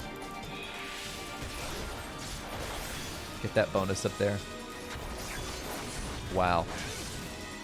Is this the best you have? You sent this to challenge me? I'm fucking insulted. Come here. He crosses his arm. Are you gonna tag me today? Let's get that buff back up. He's actually trying to hurt me, which is adorable. What I should do is this, and then that so that he can't touch me. I'm not gonna face tank that, but I could just to show dominance. We're gonna go ahead and do a feint there just to punch him in the mouth, get his damage down. Cripple him, because fuck you, that's my attack. We're gonna get our bonus up again just because we can, and then we're gonna whack him. Sorry, you were pathetic. Next. I do like that there are options like that. I like that I can use that stun to say, no attack for you. I feel like that could be used really nicely in certain situations to be able to like save other units. I just killed a man. I just killed 3 men, Snake. You want to make it 4? Bitch. Well done, Mico. Your recruitment is looking down, though. They didn't give me a training weapon. They had me doing that. Yeah, they're not taking me to jail. They congratulated me. I don't know if I feel good about that. I do appreciate that it spawned me like in the center of the circle, though. That feels nice. In any case. What's the actual quest? Impressive, Mico. Most impressive. You are ready to face the trial. Yet I did not exaggerate when I said it would be dangerous. Make no mistake. To take this test is to risk death. For the first time, you're putting me in a real, dangerous situation. Like, he's building it up like, am I supposed to be fucking afraid? Who gives a shit? Have you known what I've been doing before I walked in here? Knowing this, do you wish to proceed? Motherfucker, I killed Ifrit. What are you gonna do? Oh no, it's more wolves. Who gives a shit? You disappoint me. Oh no, this boy again. Back again, are you? That man is the only soul in this pathetic excuse for a guild who shows any promise. Which is why I counseled him to leave you. Alas, he chose to remain in your house of cravens. Such a waste. This guild has outlived its purpose, and I mean to see its doors shut and barred for good. If you wish to object, I invite you to do so with lance in hand. You do not want for confidence, sir, but answer me this. What grudge do you hold against us? For what reason do you choose this of all crusades? I detest cravens who would proclaim their courage, and like nothing better than to crush them. That is my reason. Well, the fixity of your purpose is clear, even if your reasoning is not. So be it. Suffice it to say, you will not have your way without a fight. Oh, but do not presume that I will be your opponent. Fucking coward! Coward! He challenged you and you say, yeah, I'll fight you.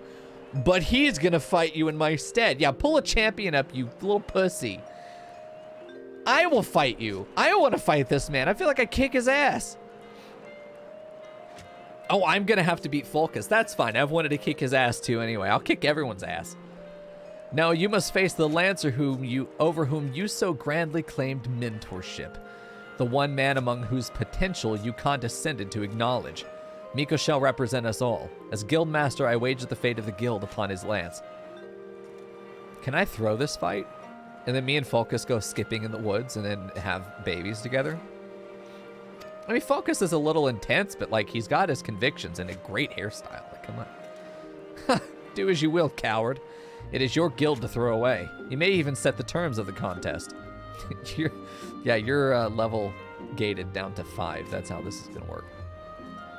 Very well. I didn't agree to this. Nobody asked me, by the way. Nobody asked me. Mico here is to undertake the trial. I challenge you to complete the task before he does. Oh, it's a race. I didn't even get to kick his ass. Oh my god. You are to travel to the East Shroud and prove your courage before the Lord of the Bramble Patch. He is a giant amongst boars, unrivaled in strength and savagery, and ruler over all his kind. You must go before this fearsome creature and stand your ground. Know, though, that the Lord of the Bramble Patch will not grant an audience to just Careful, anyone. Bitch. That's how you hurt your eye. That is actually, I need to be very, that's why I was pointing it away from me this time. You must needs present him an offering of the blood of the bloody tusks of his subjects, the wild boars that inhabit his domain. Oh, come on now. I actually went over there to farm boar leather. I know where this is. When you have prepared, basically, if there's a material farming spot for crafting, I've probably been there, but that's probably the only stuff I'm going to, like, actively remember. When you have prepared your offering, leave it upon an area of trampled earth, drawn to the stench of blood. The Lord of the Bramble Patch will soon appear. I keep wanting to read that as Lord of the Flies. That is all. Are there any questions? Nope. I'm all good. No. Then let the trial commence. Okay. He's already gone, dude. He's fucking zooming. Hold on. Oh, that guy's giving you the same card. What card is he giving you, Kat?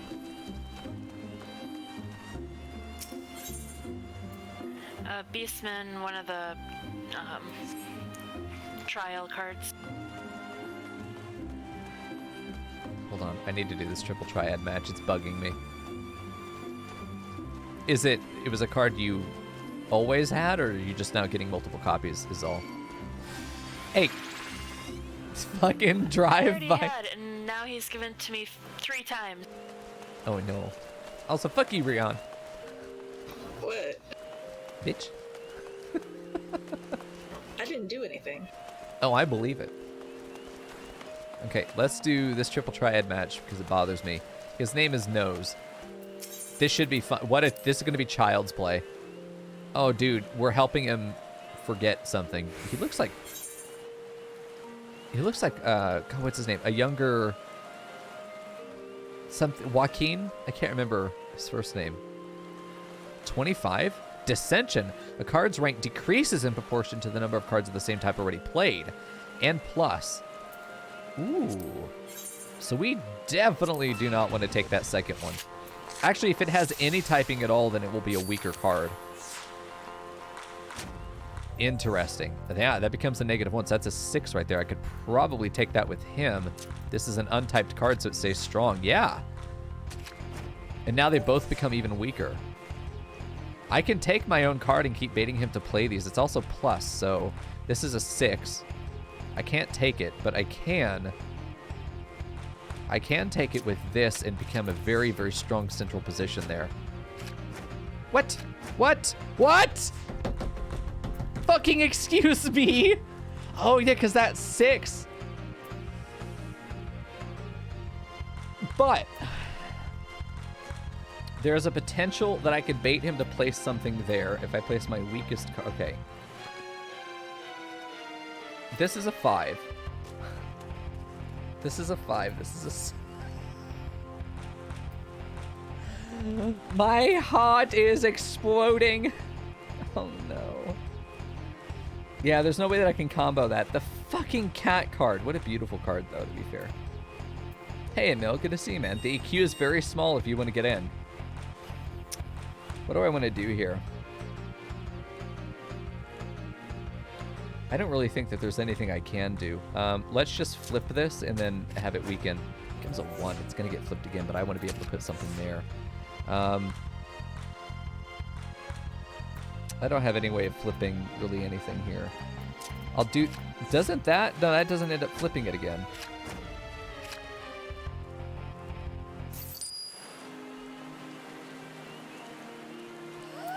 Shout out to Chicken Nugget Barbecue Sauce. Excellent name. The dick has been delivered. Holy shit. Holy shit. He's a 0 right there, but he's a 7 all the other way around. I feel like I could flip that into something else. Like it's a 7 there. I could take it with this guy, and it ends up being fairly strong on both ends. Actually, this is a better position to play her into. Just trying to stay ahead here. It's an 8 and a 6. Okay, if the two sides are touching each other's cards and the sum of the rank on the touching sides are identical to the sum of the other touching sides. Okay, so I would have to add, okay. So I would have to have, yeah, something very different here. This is an almost useless card now. This is 6 on this left side, so I can't even flip these guys again. I really don't want to play it. It should be my last card out. This is a -1, so I can flip this here. No, fuck you. He always has the exact fucking answer. Like, what am I supposed to do about it? He always has the exact fucking answer to flip it, you fuckhole.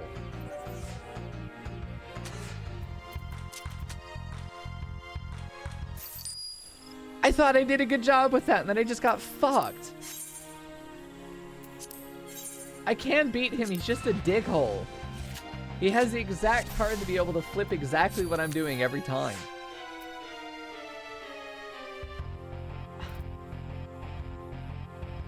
I need to play the Moogle last, and it's not going to flip a card. That's -1 now. Can I get that? It's a 6. I need him to play something else so I can get the Garuda back. Do I have any? I can flip that. I'd rather play her, get that back again. Okay, let me look for potential here. It needs to be flipped to me the opposite. Hey, hold on now. This becomes 9, this is -2 though, so that's actually a 6. So if I do this, I flip both. Well, I flip that on plus. Okay, that's fine. That's a -1 on that side. And Moogle gets protected, so I can flip that. That's actually the perfect Moogle. Okay, and then I place this regardless. Eat my ass! I didn't get a card. Okay, let me try again. One more round, and I just want to see if I can get a card from him. He's got some good cards. At least ones I don't have. I feel like I need to go back to the Golden Saucer and just buy some packs, you know? Math is hard, man. Fucking basic arithmetic. Remembering that the value on the card needs to be changed by I wish the numbers themselves changed. I wish instead of being 8 and then -1 here, it just did it. It changed it to 7. I really wish it did that for me because it's hard to see at a glance. With dyslexia, with being dumb, with being hard at any arithmetic, it's really rough for me to have to do that quick math. When I'm on a timer. So that's a 7 right there. We can get to a point where we can flip that in a minute once he plays another one of these cards. So I need to play a generalized card right there. I create 2 pockets, which is not great. That's now a 5.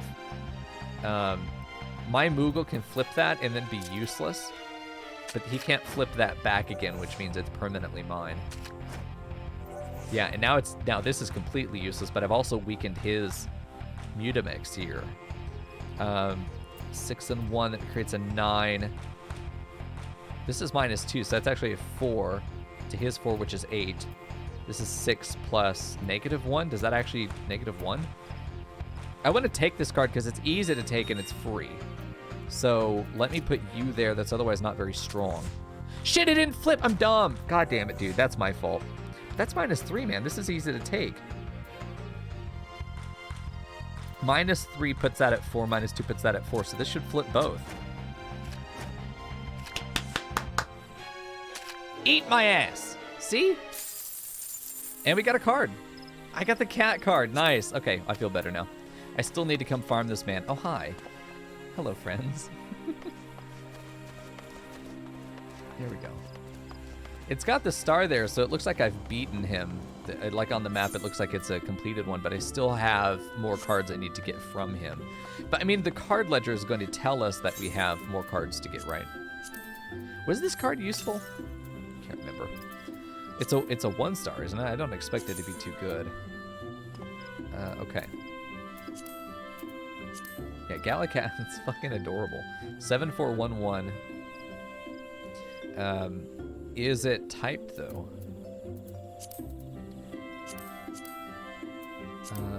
Let's see. Does it show its typing here?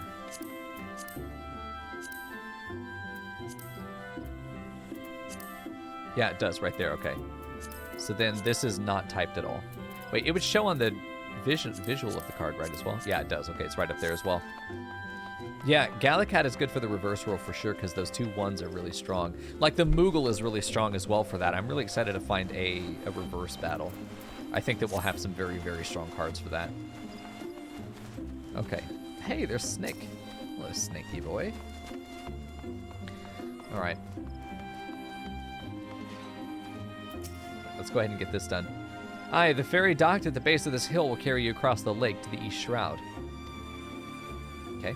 Once you're ashore, head east and you should find the Hawthorne Hut without much trouble.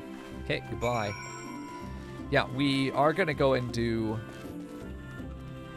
We're coming in, like we need to do this quest anyway, but we're also on our way out, I think, to the same place. Yeah. I'm pretty sure we need to do that. We're also looking for Hawthorne Heart down there, so it's really nice that we have a quest that's taking us. We have 2 quests in the same area. That is very nice. Wait a minute. Walk right past the ferry boy. Yeah, Gallicat I'm excited about. Okay, we need to go to... Oh, Jesus. Which one is it? Sweet Bloom. Perfect.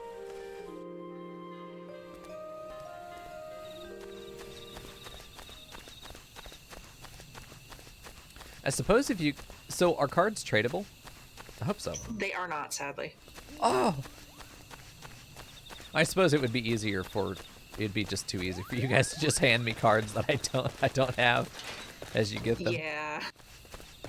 There's no meow on the soundboard. I know. I need to set that up. I keep forgetting to. Sorry.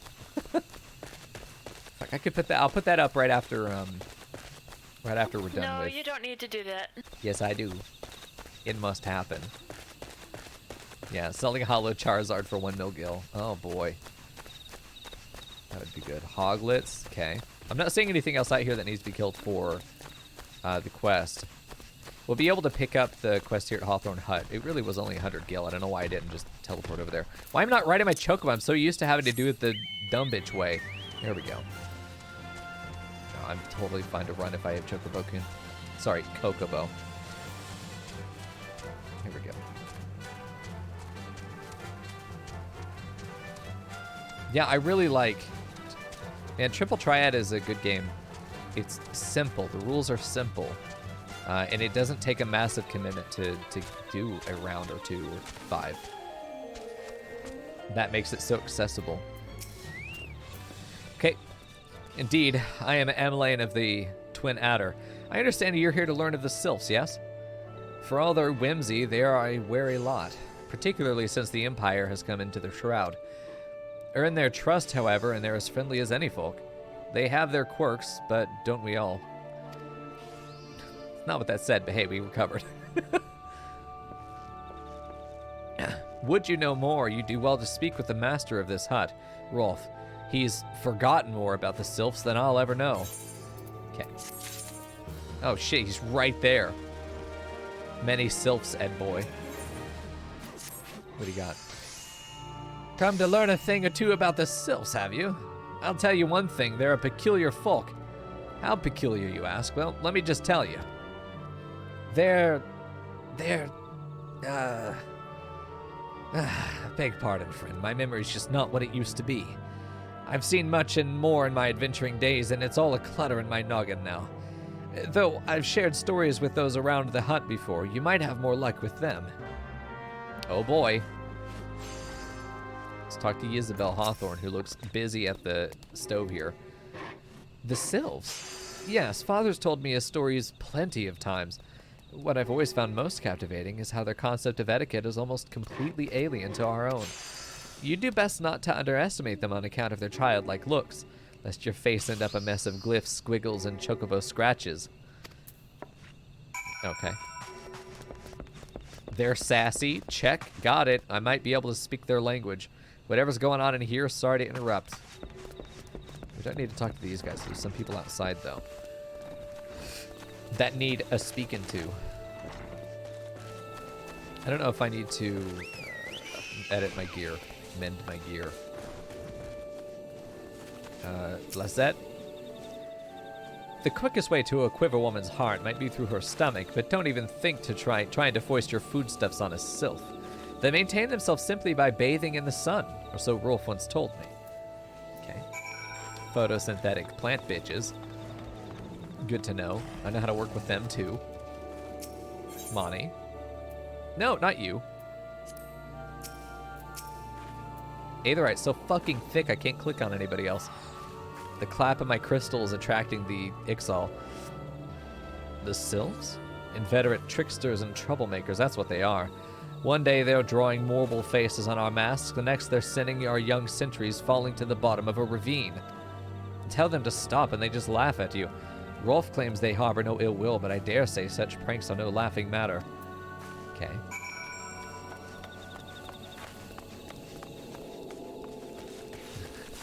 Leandri's fucking angry in chat. Loud meowing at him is the only way to beat him, trust me. I'm not falling for that. Why? That you should. We're all better for it. Oh, of course, of course. I gotta sneeze. Fuck. No. Yeah. God, that'd be great to grab too. Just a little no. Sneeze so bad, y'all. Oh, of course, of course. Hearing your stories, well, my stories, has brought the memories flooding back to me. I feel like dancing. Okay. All right, that's good. Yes, nothing brings people together quite like a little toe tapping. As Sylph once told me long ago that dancing is a time-honored greeting among their kind.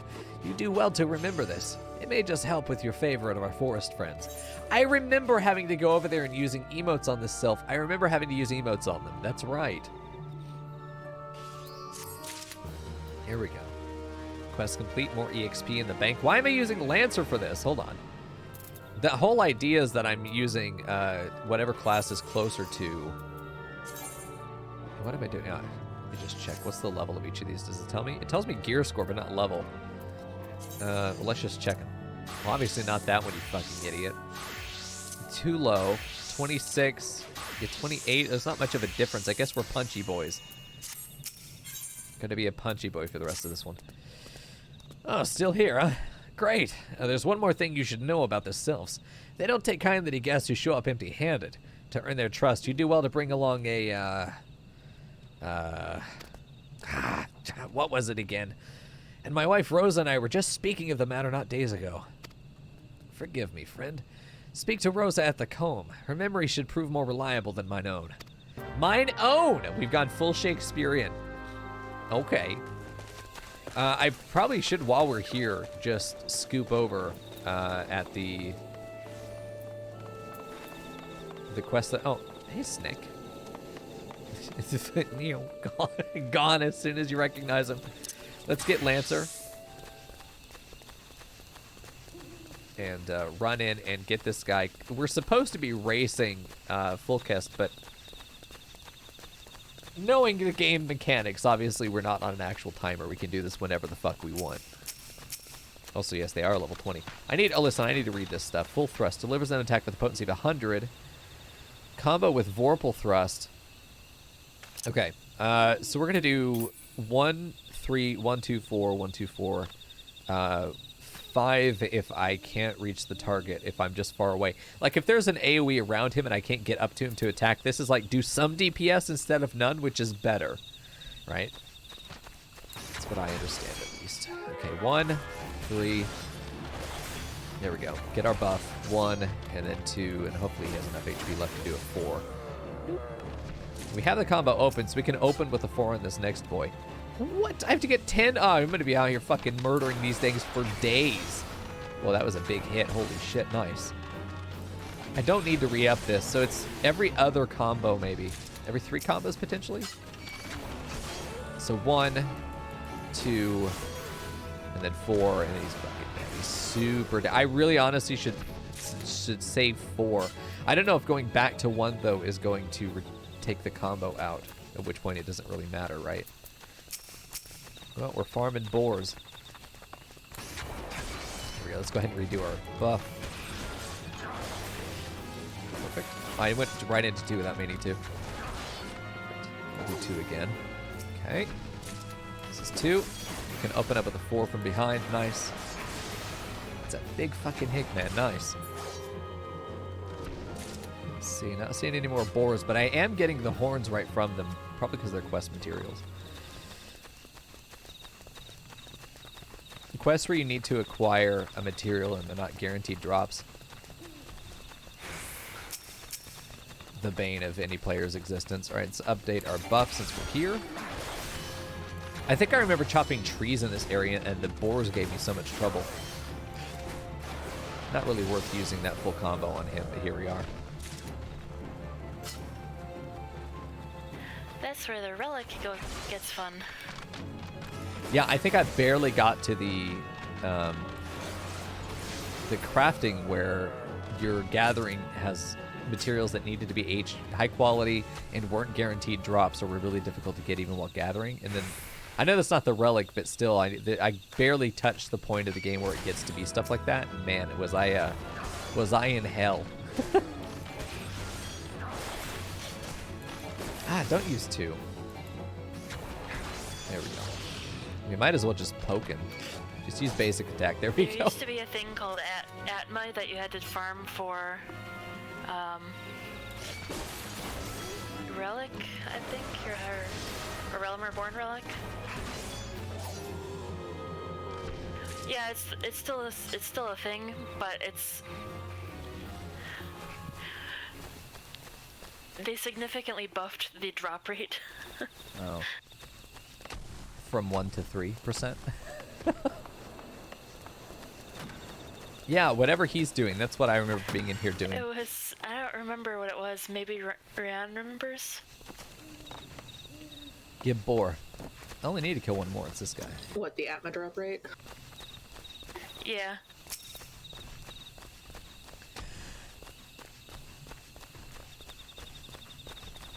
There we go. We don't even need the buff. Let's just fucking murder him. Like, the buff doesn't matter for things that are going to die in 1 combo anyway. Like, my 4 does half his HP just about. Hey, fuck you, dude. You don't get to use that attack. Just kick. You ever just kick a boar in the mouth? Okay, and then I've got to go up here and kill the big boy. The big boy we will use buffs on. The big boy I'd also like to have Life Surge. Ensures critical damage for the first weapon skill used while this is active. I think back then it was just above 3% and it's up to 25% now. Oh wow, that is a significant increase. Back so when the we were idea here doing is it at level, my roommate was in 1 zone trying for 1 Atma, and I think it took him like 60 hours. God, that reminds me of the old, the MMO that was 2D sprites in a 3D environment.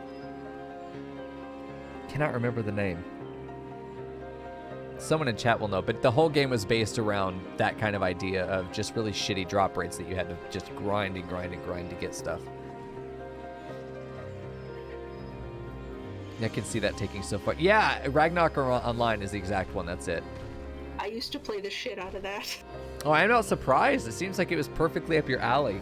One of my best friends, Kyle, loved that game. In college, we tried to get, like, for him, it was a nostalgia trip, but it was my first time playing it. And I didn't really get anywhere. But I did get a pet, because you could have a minion follow you around in that game, which is fantastic. And I picked the homunculus because he was fucking juicy. Do you remember him? Yeah. Good boy. I used to run private servers on one of my old computers in a closet. Oh, nice. I would not be surprised to know that you and Kyle had eventually met. I mean, he was all over the place with that game, man. Weeb, yeah. Same with you. Basically, everyone in chat right now fucking weebs. All right, let's beat up a big boar. Jesus, they're that. Where did I keep 10 of those? Hello? I'm talented, but not that fucking talented.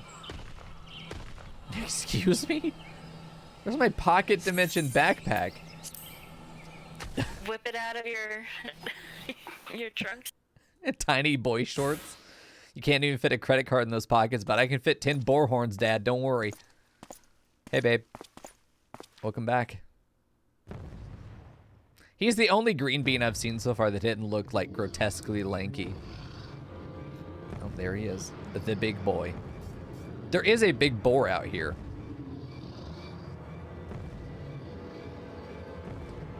That you can fight.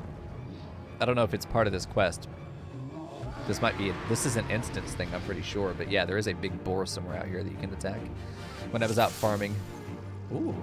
Yeah, I'm gonna go after these guys. Okay. We're gonna do 3 to get a buff.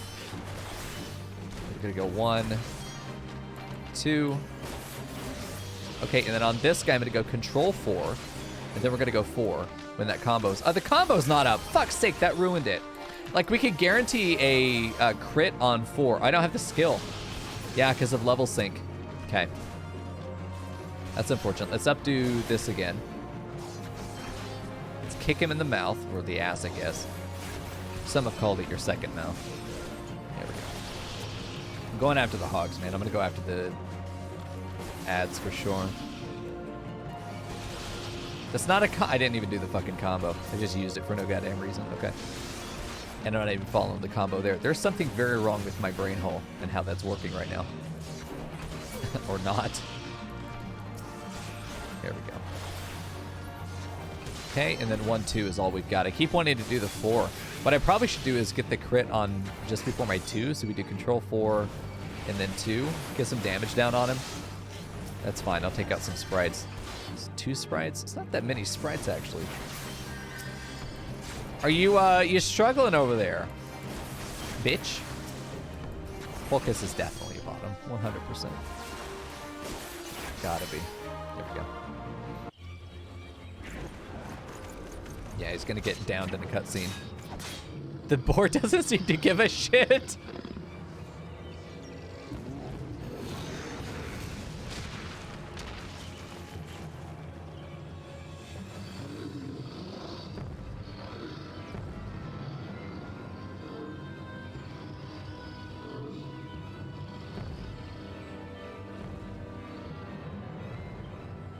Unfortunately, he's coded as antagonist, so he has to lose.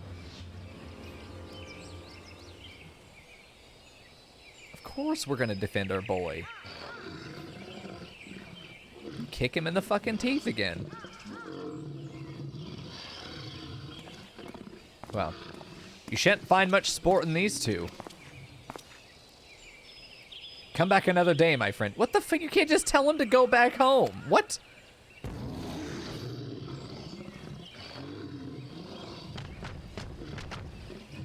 And he just I was gonna he was halfway down. Well done, Mico. You have completed the trial. If you just have a pet boar, I could have easily murdered that fucking thing. You took that victory away from me. You came in like you were the fucking hero here. That's all you've done, you Wayne, you bitch. I trust you now see the truth in my words. Hurling yourself into the midst of danger is not courage, it is folly. Think of all the Lancers that thing has killed. I know, seriously. He's talking about it being this super dangerous thing. Here's the thing. He wants to keep the boar around so that he can use them on other initiates, right? That's probably what he's doing here. The problem is, if this thing is such a danger, why are we not putting it down? Oh, dude, shout out to Breadbutts the Lalafell indeed. Murgo's lost sibling. I honestly feel like all Lalafells are just Murgo, who is pretending to be asleep but is instead playing Final Fantasy. The little bitch. Ugh. No. This proves nothing. I refuse. I refuse to accept. Yeah, I agree with him. You can't... What the fuck is this guy's problem? You're a coward. He's halfway beaten, and now you're attacking him. You're threatening him with force when he's just gotten his ass beat out here by... He's fucking awful. He's fucking awful. I hate this character. You refuse to accept the weakness within you. Jesus. You have already embraced the darkness in your heart. Fucking Riku. Kingdom Goodbye. Hearts. At least he's alive. That's all that matters. That's good. Be angry. I'll come fix you later. God. No, Mico, leave him be. Fuck you. You're not in charge of me. Folkess is my boyfriend now, okay? You don't get to make that choice. It's just me.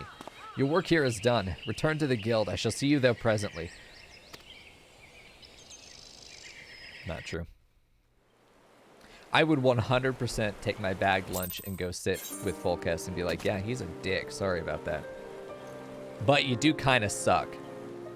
You got a lot to learn, you know? But that's okay. Like, someone like Folkess, he's clearly capable. What he is not properly guided, right? Rather than telling him he's wrong and fuck off, you need to tell him what to do better. Unlike Ywain, who is not redeemable because he is just already a bad teacher, and that's very difficult to fix. But a student who desperately wants to be better, and he has valid points. Ywain is a fucking coward. He is an absolute fucking coward.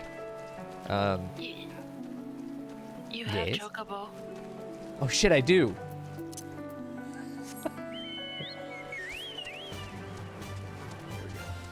I don't know. This guild is definitely one where I am fully endeared to the antagonist. They've written the protagonist of the guild, the leader, so poorly. Unfortunately. It's going to be... Everything that's happening right now is a complete plot contrivance because none of this would actually happen with the premise as it was. If Ywain shows up, he needs to be... If he's actually a threat to people and is threatening people, he comes in and basically does either an armed robbery or he's literally just fucking attacking people. Yeah, he needs to be jailed if not executed. This fucker needs to be put in prison, at least. Right? But he's not. He just fucks off and he's welcome to come back in whenever he wants and just, like, hang out. Threaten people again.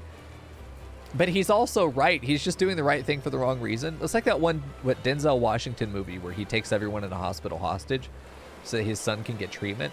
It's the wrong thing to do, objectively. But you understand. Right? Hello. I fucking love it. Yeah, I need to go back, but I also need to do this. We might as well finish with Lancer, see if we get this up to 29. A peace offering for the Sylphs. Were it anyone else, I'd recommend a jar of honey, but I fear that wouldn't get you past the front doorstep, dear. No, their tastes run far more of the unusual. You are perchance familiar with milkroot. That is what we call the root of that most fiendish seedkin, the Ochu. When chewed, it exudes a cloudy liquid that's said to induce curious visions in the imbiber. You'd not catch me dead trying this stuff, but the Sylphs seem to enjoy it to no end. Ah, psychedelics. We've got it, man. The drug trade is strong. Yeah, so much for being stealthy. You can't walk in on a giant fucking cactar and not expect me to go, oh, that's him. Every time. I've not seen any Ochu around the comb in quite some time, but I did encounter a suspicious clump of grass the other day. Were you to stimulate it somehow with some of this amber syrup, for example, you might be surprised at what comes out. Good luck. We're going to jack off a weed, apparently. I mean, I'm down, but I'm hidden. I believe you. It just bugs me, like, clearly you know what's going to happen, but you still decide to be mysterious about it. Yeah, you could argue, I think you're absolutely right. There is an argument, though, if you wanted to go, like, full, actually, mansplaining mode, that she knows we know, and therefore doesn't have to say it. She's just being cute.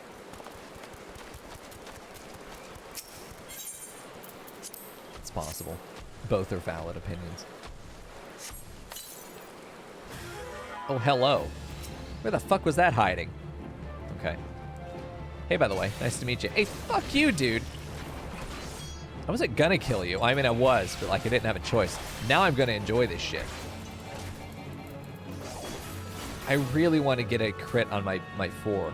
Control 4 and then 4 and just fucking whack him. Actually, fuck it. Let's do it. Here, tree slug. Prepare to die. That felt nice. We got our crit there. Okay. So there's that. We need to head to Old Gridania. We also need to go to Central Shroud, apparently.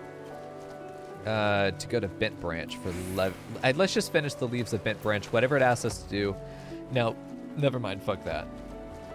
Let's go hand in. Present the milk root to Rolf, which is over this way. Okay. Then let's also go turn this into Uwain of the Lancers Guild, for sure. Yeah. There's just so much to do, man. It's definitely a game where you finish something and it's like, hey, here's 5 other things you could do right now. You didn't think you were done, did you?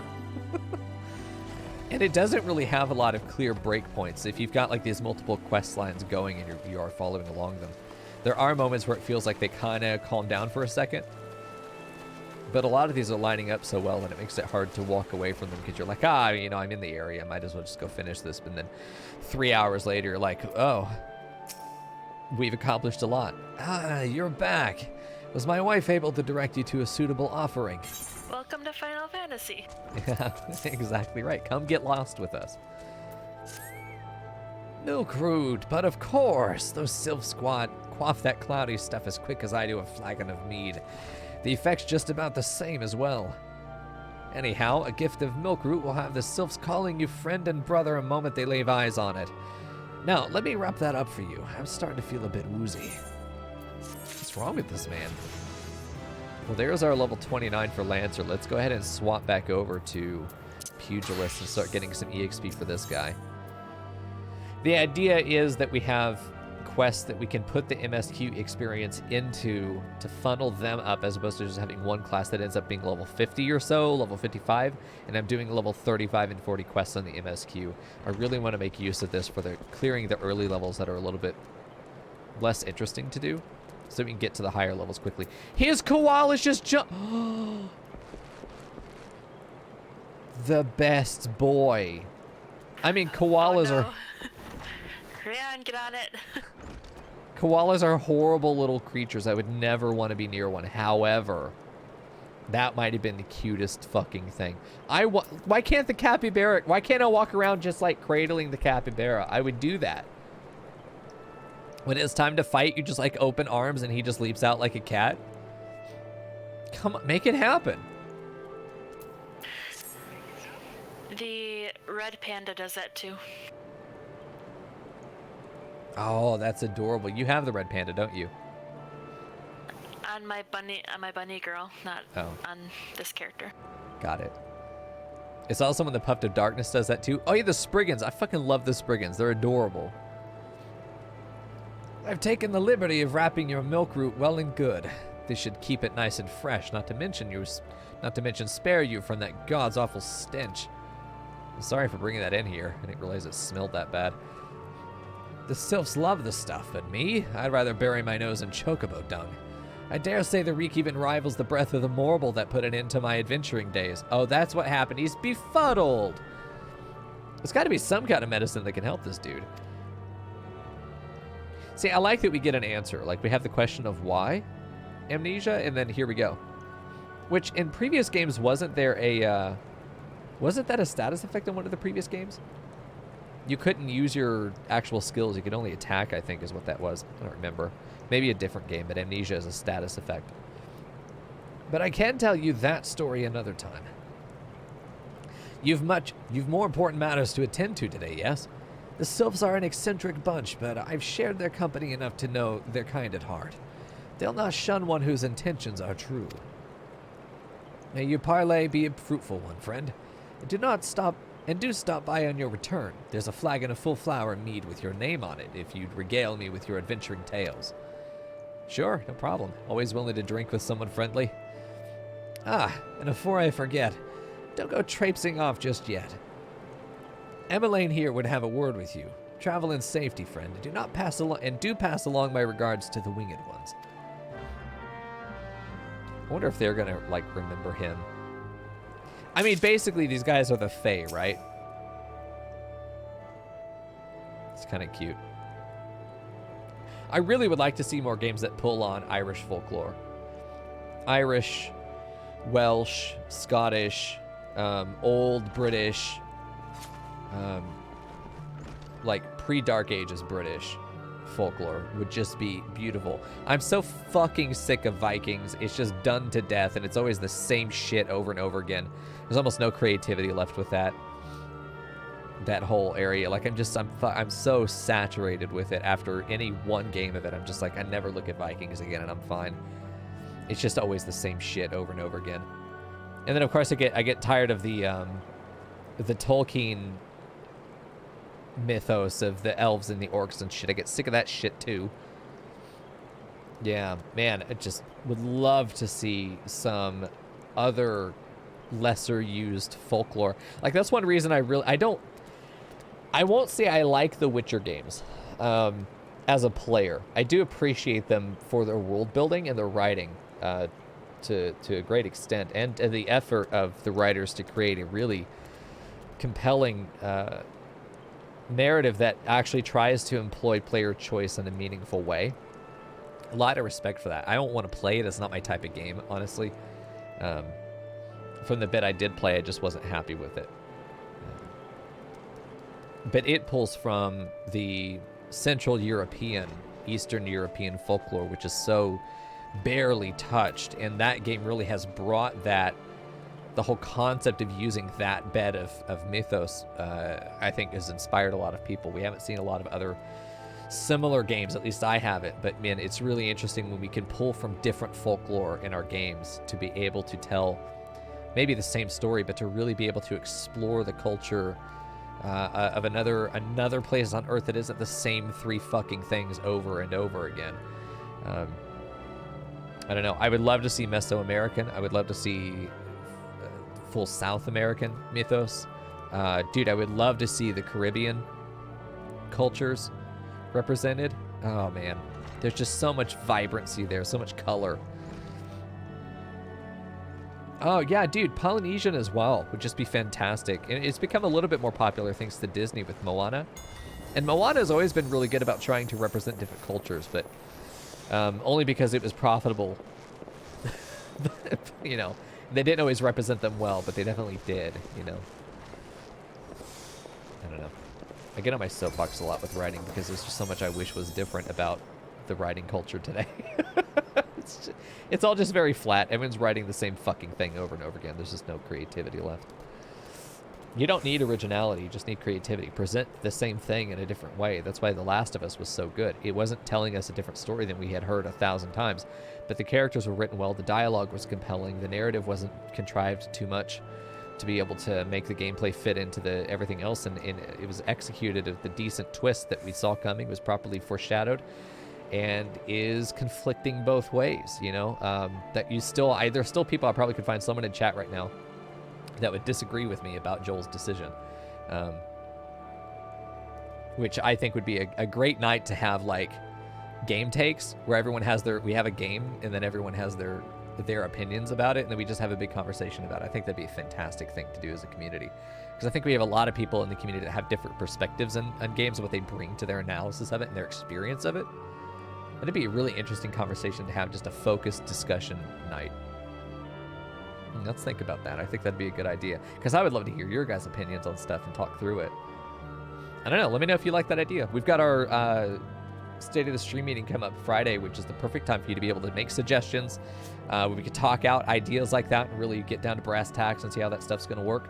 Anyone who is subbed or a patron is welcome to join us on Discord. It'll be 7 o'clock, or 2 hours ago on Friday night we'll be having that meeting. It'll be about an hour, at longest an hour and a half, but it's just time for us to sort of hammer out some details and talk to each other about where we think the channel's going, different things we want to do to enhance the experience for viewers like you on YouTube and on Twitch. And it's a good time for you as the community members to get more involved, if you want to, into the actual production of the streaming, rather than just being a watcher, which is totally fine, to be more involved in actually having a hand in making this channel better by providing your insight and your thoughts. It's something I don't see a lot of channels do, and I think more should, because most of the best things that have happened on our channel, most of the best ideas that we've had have come from those meetings and just sitting around and talking to other people.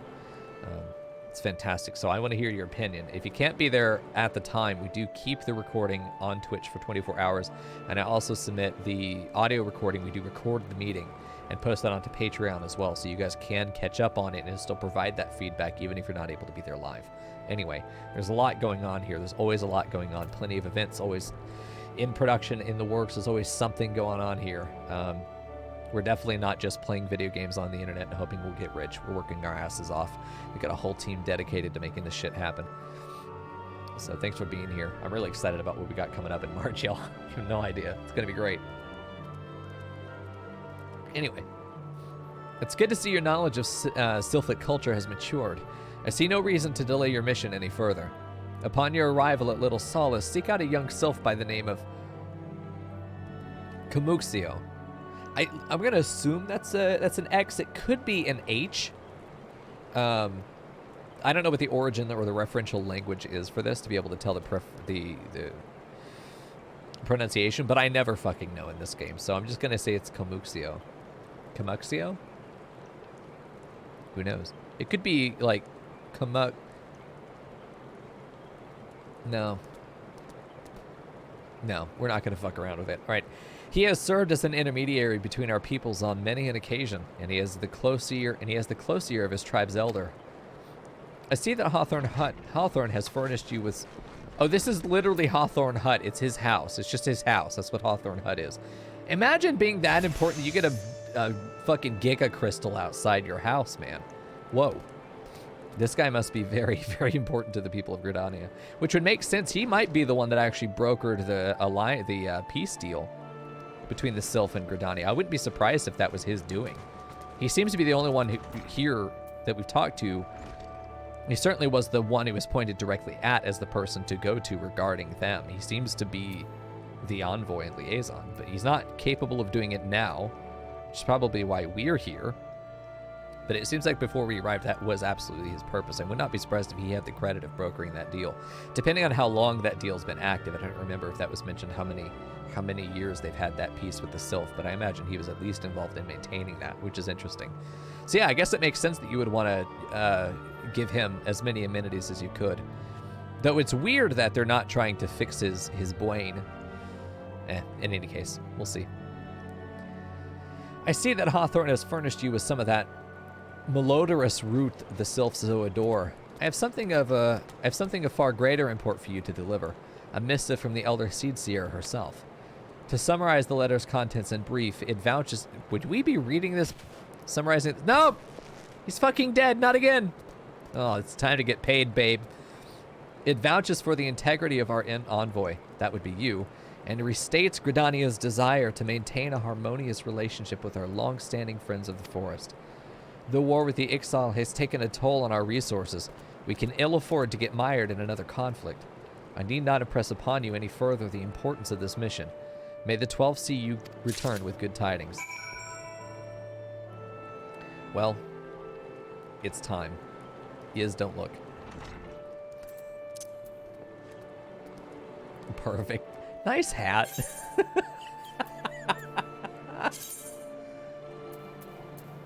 Fucking, there we go. Oh, excellent. Oh, look at these guys. And a gray worm. Nice. Nice worm. Am I stepping on him? I'm actually stepping on him. Perfect. Thank you, Weon. You're welcome. He's talking pretty good for a man with an ass for a muzzle. All right, hold on. Let me see this. To have to use them. Oh, the fucking panda. Oh, can't use pets while sitting on Round's face, unfortunately. Okay. Anyway. Time's up, big boy. All right, can I use it now? Hold on. Okay, I just can't be sitting. Okay, so there's the koala. I'm gonna do minion roulette, and then I'm only gonna redeem the cute minions. That, or I'm just gonna click minion roulette if the one I get is ugly. Here you go. Yeah, they tuck him out in the middle of the woods. Thank you for all you did. Sure, he's probably the first line of defense if the Sylph were to get, you know, shitty. And he'd be like, remember all the good times we had, and they fucking beat him over the head with a pan. Tee-hee, and fly off. That's what I would expect. Okay, let's, we don't need the voucher. What is, hold on.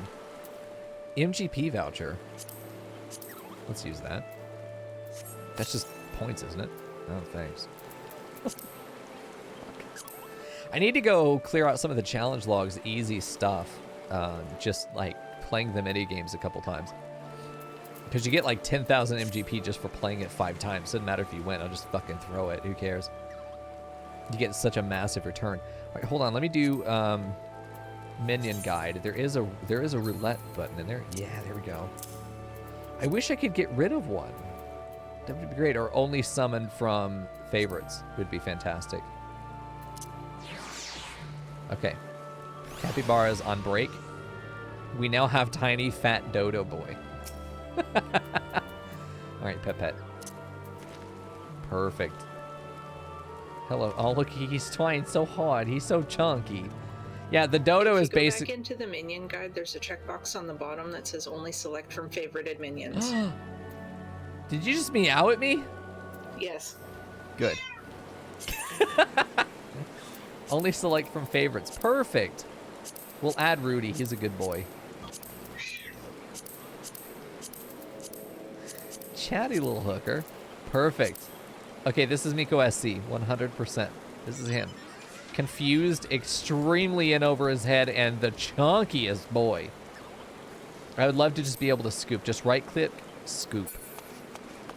Perfect. Okay, so I've got all those onto my favorites. That way I can filter them in.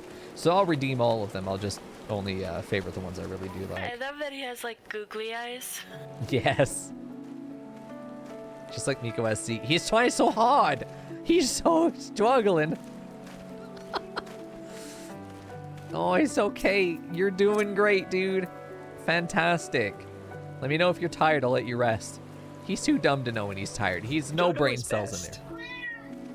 He's absolutely no brain cells. He's just wiggling and wobbling around. That's all he does. He doesn't know anything else.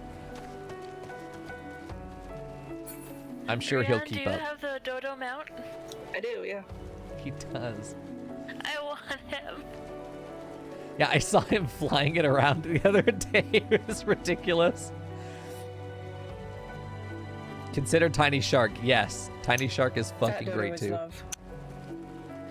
Dodo is super love. I love him. He's so good. He's twice so hard. Oh, great. You know what we should do? We should have a channel point redemption where you can pick the minion. We should do that. Change minion or pick one that's a little bit more expensive. We should do that. What do you think the voice would be for the Sylph? Oh, Jesus.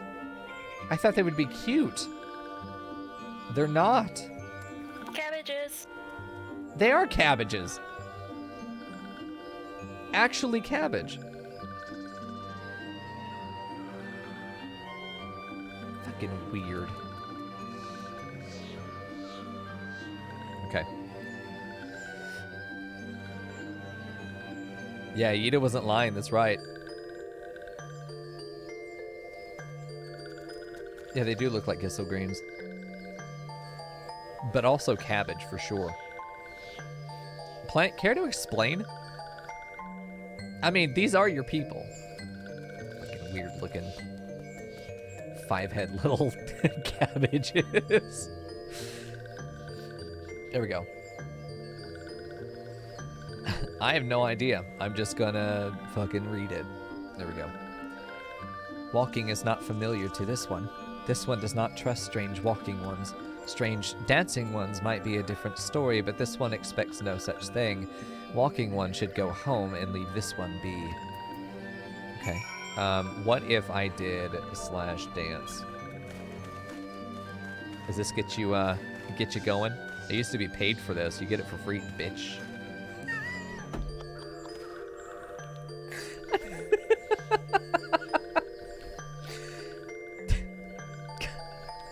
Fucking body roll. I know, I forgot he does that with the sly little snap at the end. Fuck's sake. Fuck's sake. This is the best dance, honestly. I don't know if I'm gonna improve on that one. This one would welcome walking ones who moves. Would welcome walking ones who moves like these ones. Oh, Jesus. Fuck these things and their tongue twister dialect. Fuck's sake. Oh my god.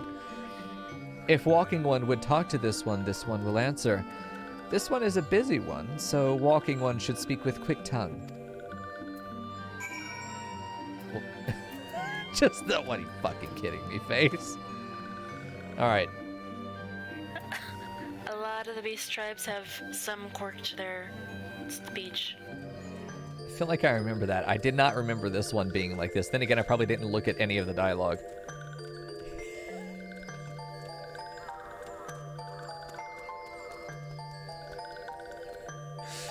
Nothing to see here, lads. Carry on.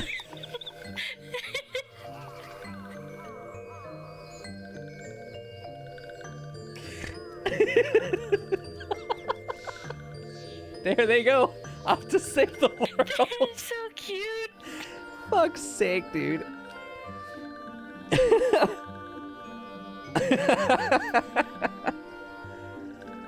Okay.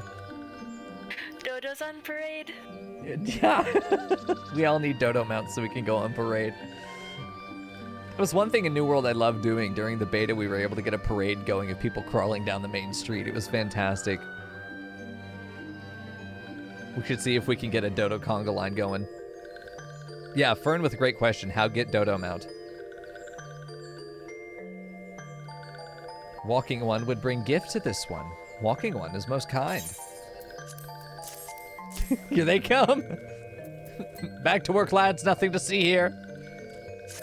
No wonder they don't want to fucking wage war on us. Nobody's going to take us seriously with those two. There we go. Walking one brings milkroot. Milkroot fills this one with great joy. This one gives thanks. Many, many thanks. Fucking dodo mounts are fantastic.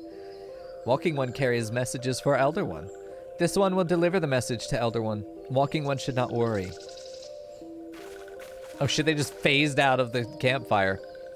Hello there, we're envoys from Gridania, and we're here to treat with your people. Oh, this ain't gonna go well. Aye! We come to pay our respects to your elder, and to learn from him more of your Lord Ramu. Who are these ones?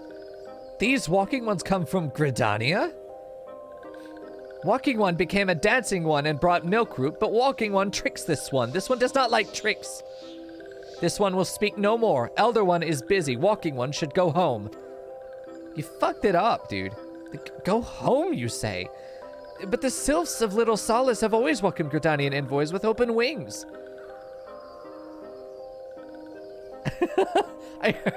You opened me in 3 more tabs. That's how you're supposed to listen to 106.9 Radio Mico. In 4 tabs simultaneously and slightly offset so as to create an echo and ultrasound. That's exactly how it's supposed to be done. Thanks for sharing, Frackle. I'm glad that I could flashbang your living room. Let's see. The letter carried by Mico here is an oath of peace pinned by the Elder Seedseer herself. Still you would refuse us? This one's reasons are no business of Walking Ones. Elder has no words for Gridania. Walking Ones waste everyone's time. Well, I never. Turned away at the gates. Whatever did we do to deserve such a rude welcome? Was Mico's jig insufficiently jiggy? Bitch, are you kidding me? How dare you? I am as baffled as you, but something tells me recent events have our erstwhile Flutterick friends feeling uncommonly wary. It would seem we have no choice but to ask around and see how we might earn their trust. Honestly, my Papa Limo, 10 out of 10. Options? They're all shit. I'll take a sleeping potion so I can forget this shit ever happened. There we go. Okay, good. I'm standing awfully close to them. I'm sorry. I don't mean to. There we go. Oh shit, there they go.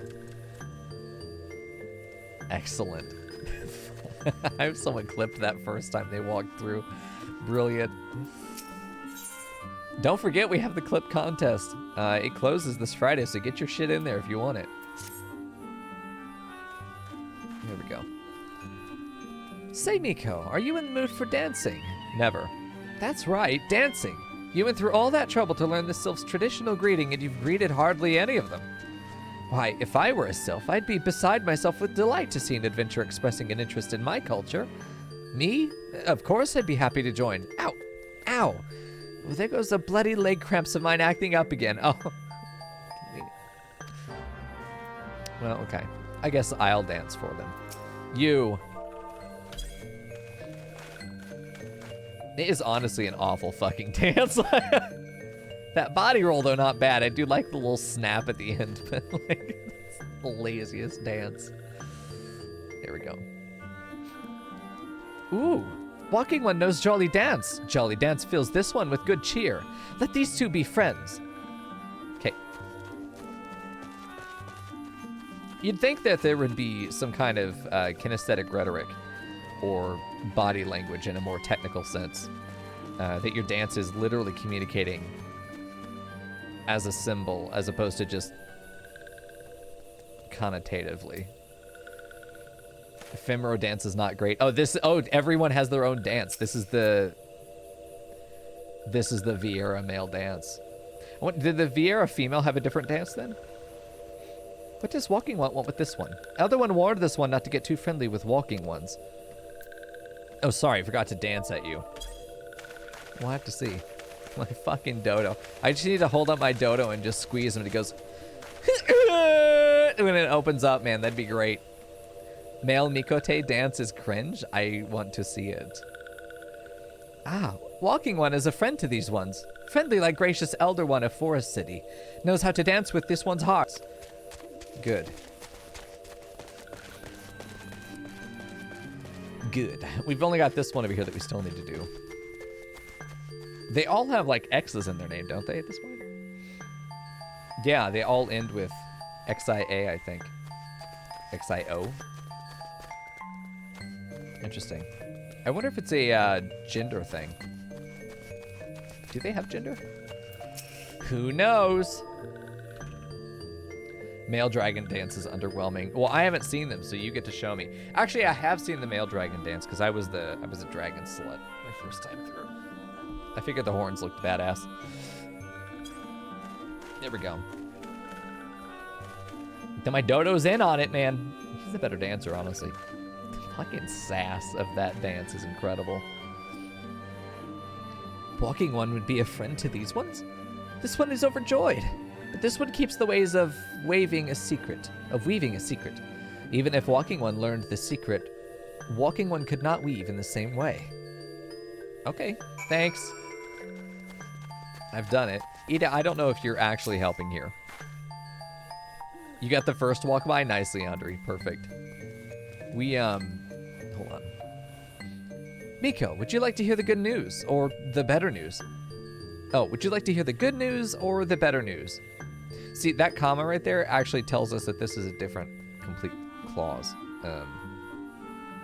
If you put that comma there, then you're not doing a comparative or. It should be either list or this is a complete thought, and then there is a different complete conditional on this other side. That comma actually misreads that sentence, unfortunately. The good news is that your lovely dancing has brought smiles and high spirits to all of Little Solace. The better news, why, I've thoroughly recovered from those accursed leg cramps. Onward to our next adventure. Wow. That's the kind of shit I'd pull. Papa Limo. Okay. So we've made friends with some of the other people. Mico, as an adventurer, you're no stranger to helping distressed folk, I'll wager. Tales of good deeds are quick to spread. The adventurer who comes to the aid of the local populace can go from stranger to hero overnight. Yeah, thanks. I was very concerned about your leggy. No doubt you see what I'm getting at. The Sylphs who make their home in Little Solace do so having been driven from their woodland home. Surely they have their fair share of troubles. Seek out troubled Sylphs and see what might be done to ease their worries. A sound plan, wouldn't you say? Oh, Jesus, would you not say? Why do you say things like that, Papa Limo? That said, the Sylphs are not known to share their worries with outsiders. You would be better off inquiring with Hero Imedia of the Gridanians. Of the Gridanians who reside here, she is most likely to be privy to the Sylphs' troubles. Okay. Oh, I thought it would be that lady up at the front, to the gate. All right. Hey, I'm going to say go ahead and get our next Stream Raiders battle going. For anybody who wants to play, it's time to farm some more coins and scrolls, yo. We'll be doing party games when we are done with Final Fantasy. Let's say in the next 30 minutes or so or after this battle. We'll transition over to party games. You guys will get to vote on what we play, whether it's Jackbox, Gardic Phone, My Dick, whatever you want to play. Let me pick the battle that I think is going to be best reward. They're both bronze. This one's 1 star, though. I like this idea. This feels like an extra challenge battle. Let's do the challenge. I feel like you guys got this. There we go. Defensive zone. Where do I place units? Can I just place them anywhere? Or do we have to defend? Oh, shit. We have to defend. All right, then. Good luck, everybody. We have to defend. Good luck, us. Here we go. Perfect. Here we go. Perfect. All right, so we got that set up. That's going. Get your boys placed down if you want to play. It's going to be a very defensive setup. They're all level 5 dudes. I don't know if we're actually going to be able to beat this, but we're going to try. Oh, shit. Nice. Yeah, we're going to need some help there, I'm sure. We get 30 minutes to get your units placed down. Then we'll move out. Okay. Imedia.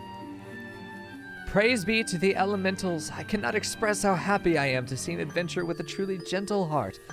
The Sylphs of Little Solace are surely in need of aid. Pray hear me out. Sure, fine. I'm not going to have a choice anyway. Being a temporary settlement, Little Solace wants for amenities, not least a stout set of defenses. Consequently, beasts from malms around are free to wander in and terrorize the helpless residents. The Zizgorlins, the Gallnats that roam these parts are especially troublesome, but slaying one of each should serve as a warning to the rest. Furthermore, perhaps you could gather 3 brownie bushes as well. They play an important role in Sylphic culture. I do not claim to know the details. And what with such a feral beast prowling the forest, they are not easily to come by. When you are done with the deed, seek out, Komuxio. He is slow to warm to outsiders, but your good intentions will not be lost on him. My experience speaks to this. Okay. Oh, we gotta murder some shit. Oh, shit. We are being watched. Fuck's sake. You two are too cute. I hope you know that.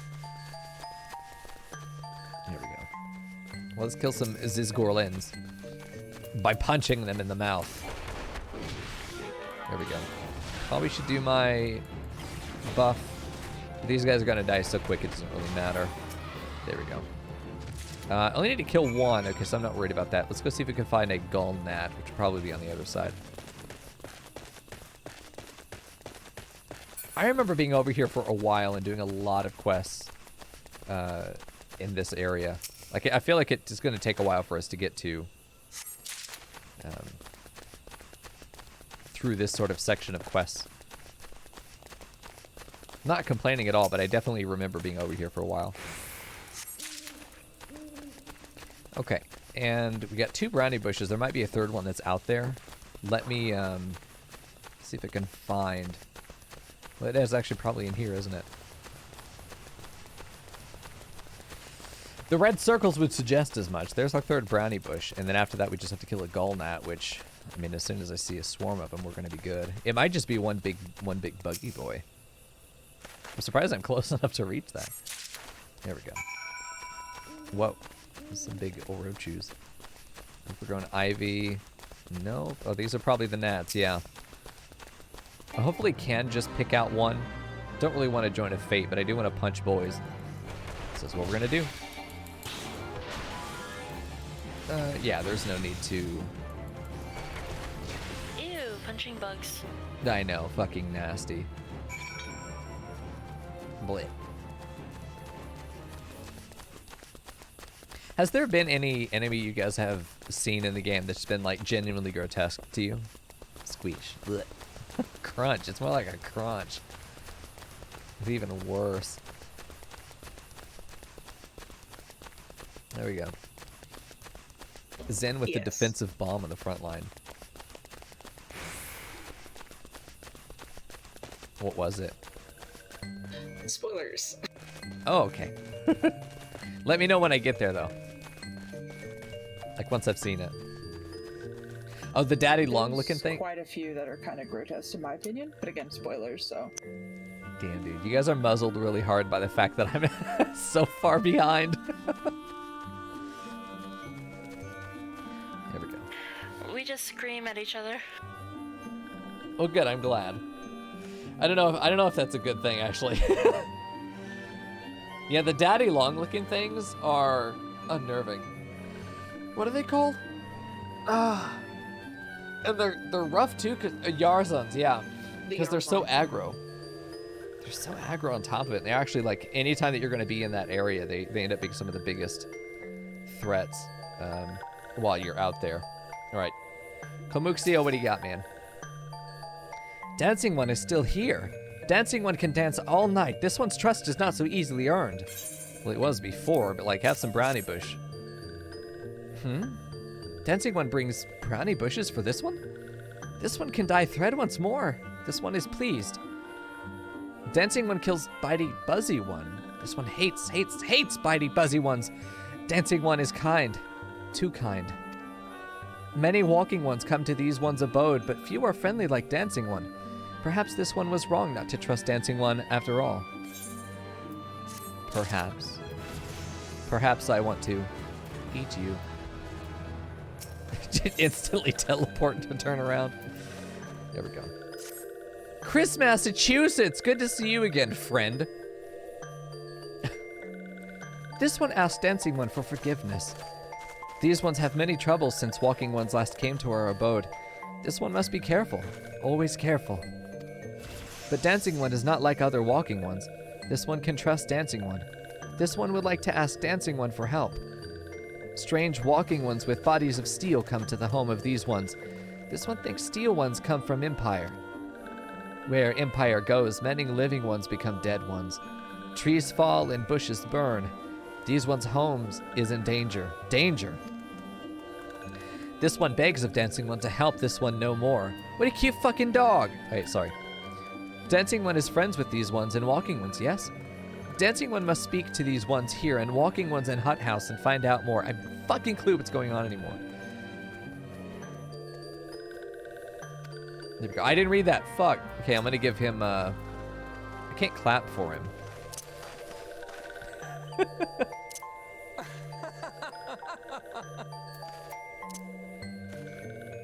There we go. Also, I'm gonna pet your dog. Can't stop me. Hello, car. Just so this car is fucking huge. He just parked a car in Massachusetts, man. All right. Hold on. What was I was doing something. Fuck. What was I doing? I got distracted by all of fucking Massachusetts. I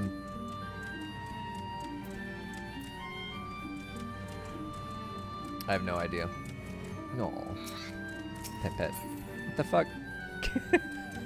Fucking dodos. Oh, I don't remember what I was gonna do.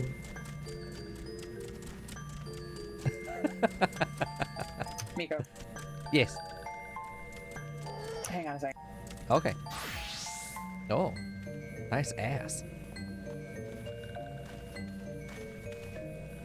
Oh, that's that nice. The male Mikote dance is so cringe. I mean, but have you seen? At least you use your fucking arms. I look like I've been paralyzed from the neck down. Until the booty roll. Until the booty roll, and then you're like, damn. Fuck's sake. I just love the dodo. It's fucking adorable. Dances do I have?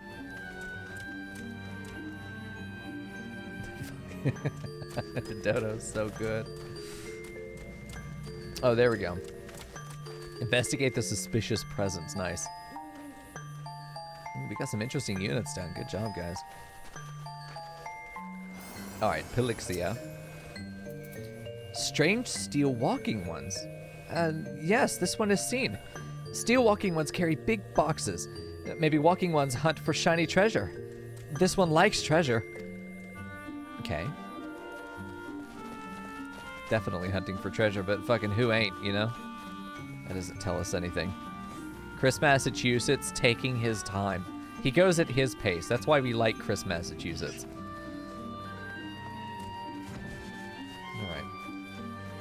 Let's check this way. How long until we actually go into the Sylph lands up there? Because I feel like that was a locked off area before.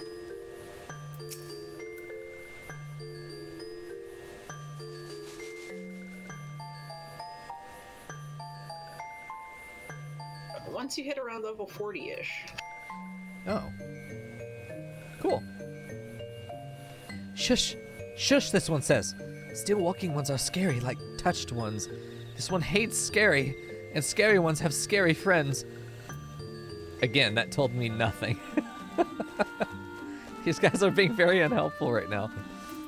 Alright, where's the next one? I figured it was down all the way there. Okay. We're going that way. Zen with his giant fucking bomb. Fantastic. Leandra up there with a big girthy tank. Nice flying rogue. You guys have got some nice skins going on over there. Do I have any Coco banners on the field? Probably gonna want some more banners for the defensive fight, yeah. Let's go ahead and do that. Let's see if we can put some down. Yeah, there we go. Perfect. There's a banner boy. Excellent. What the hell? The Prince of Pestilence. Can you not? I do like the idea. Wow, he looks kind of cool. Kind of badass. I do like the idea of doing the rare monster hunts, but I figure it's going to be so hard to get the conditions right to be able to find certain ones that it's going to be... Eventually, it's going to come down to kind of a pain in the ass. If you want to go out of your way to actually hunt them, as opposed to like, oh shit, there's one, go and fucking murder it, you know? Which is definitely how I think I want to approach it. I'm trying to preserve a healthy mix of being told what I need to do, being given advice and stuff like that, but then also just being able to discover as much of it as I realistically can on my own. To me, that's the joy of the game, right? Not that I don't want to know anything, right? I do. I just spoil everything but the plot, please. But even then, it's not even that I care necessarily about being spoiled for the plot. It's just that it kind of gets in the way of... It gets in the way of a predictive analysis, meaning that I haven't seen the full text and I'm doing predictions and I'm making analysis of what I know up to this point, right? Which is what I'm doing here. Knowing the future really only helps to affirm what might have been suspected previously, and it allows us to focus more on how we build up to that point once we know that it's going to happen. So spoiling wouldn't really hurt anything; it would just change my analysis, but still, it would kind of take away the discovery from me. So I appreciate that people haven't just been fucking doing that. I kind of expect someone to come in and be like, Gandalf dies. Gandalf dies page 45, you know? I'm expecting that. But if it happens, it happens. I'm not bothered by it. I've said for a long time, and now that we have, I've 2 editors now, by the way, so we should be able to get into making YouTube content soonish. Anything that I don't want to be spoiled on, I'm going to just not stream. If I stream it, I expect to be spoiled, and if I really care that much about not having spoilers, I'm just not going to stream it. There's no other way around that. It's the only solution to me. It also means that there's a whole slew of games that we can do very well that are fit for the kind of thing we want to do for YouTube content, usually are the narrative-heavy kind of games. Far Cry 6 that's going to come with a full narrative analysis and stuff like that. Oh, yeah. All right, anyway. Fearsome types clad head to toe in steel, you say? Imperial soldiers, no doubt. I couldn't tell what they were plotting, but I'm sure it's nothing good. Yep, not surprised either. I think the other one's out here. There you are. Mani again. Perfect. Okay. Men clad in strange armor? Why, now that you mention it, I did see some suspicious types of late. They were gathering deep in the forest. I simply assumed they were adventurers. Yeah, it's hard to tell. I'm sure it can be hard at times to identify who the fuck is who, because there are so many different uniforms people can be wearing, so many different jobs they could be doing. There isn't a clear identifier in a lot of places to tell who is what. But even then, you know, you could always just dress up as the enemy and go walking around and be like, I'm one of the Wood Whalers, you know, when you're talking to one of God's Bow, or whatever they're called. And then, like, how are they going to know and verify that you are or not actually that thing? Like, there's all these different individual groups that can be played against each other. It's actually the core design element of stealth and camouflage that you get in the Hitman games, is that you've got to blend. Like, you get access to certain areas based on the uniform you're wearing, that you blend in, you look like you belong there. If you're wearing a pedestrian outfit, don't go into staff areas. Take the uniform from a staff person, and now you're allowed in staff areas and civilian ones. So you use that to get access to a security member, but the head of security knows that you're full of shit, but nobody else does. You know, that's a big part of the game and how you get access to the whole level.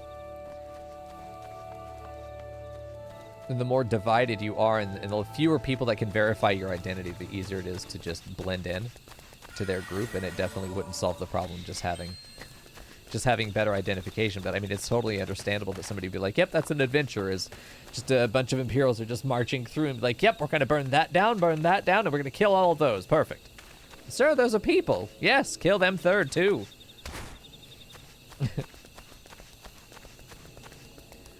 All right, let's head back. We've talked to the people now.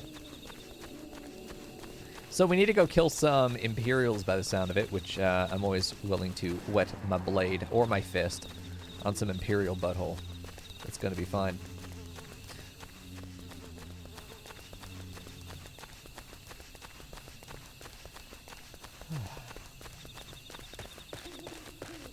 Oh shit, there we go. Still got about 15 minutes on those, getting those units down for the Stream Raiders battle. It's going to be a defensive setup there. 16 dudes on the field. It's looking a little sketch right now. Let's see if we can get that to at least 35. 35 would feel a little bit more comfortable. In the 40s, we smash it. This one is happy to see Dancing One return. What did Dancing One learn? Oh. This one sees. Steel walking ones come from Empire, carry boxes, and go walking deep, deep through trees. As this one thought. Steel walking ones are up to nasty, no-good things. This one knows forest well. Steel walking ones try to hide, but this one will find them. This one would borrow Dancer One's map. This one makes mark right here. This one is where Steel ones hide. This one knows. Dancing One will go look for Steel ones, yes? Yes. And off we go. It is not asking me to go in there. Interesting. Where are we going there? Oh, back here. Well, really, I keep expecting it's going to send us into Lark's Call, but it just never does. You two are like sleep paralysis demons just floating above me as I'm questing. Perfect. Just gentle squawks in the background. Looking great. Yeah, we're pugilists. We're ready to punch. I'd like to be able to use my AoE skill for a minute. That'd be nice. Suspicious box. Oh, they did mean literally boxes, I see. Hello. Consider. Control 1. And then control 2. Oh, shit. That's a lot of men. I'm probably getting hit by that. I would rather just spam control 1 to get the AoE down. I'm going to do much more damage this way. Okay, Super Saiyan does fucking critical damage, apparently. And there are still a lot of men here. Oh, hello. Oh, I love that they're able to help. That's cool. I punched the shit out of this man. There we go.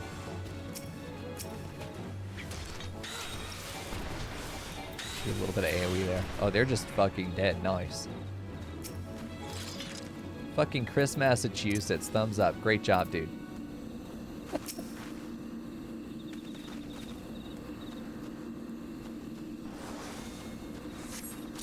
Perfect. So we got our clue. There you go. You and your car. Please take it. All right, off we go.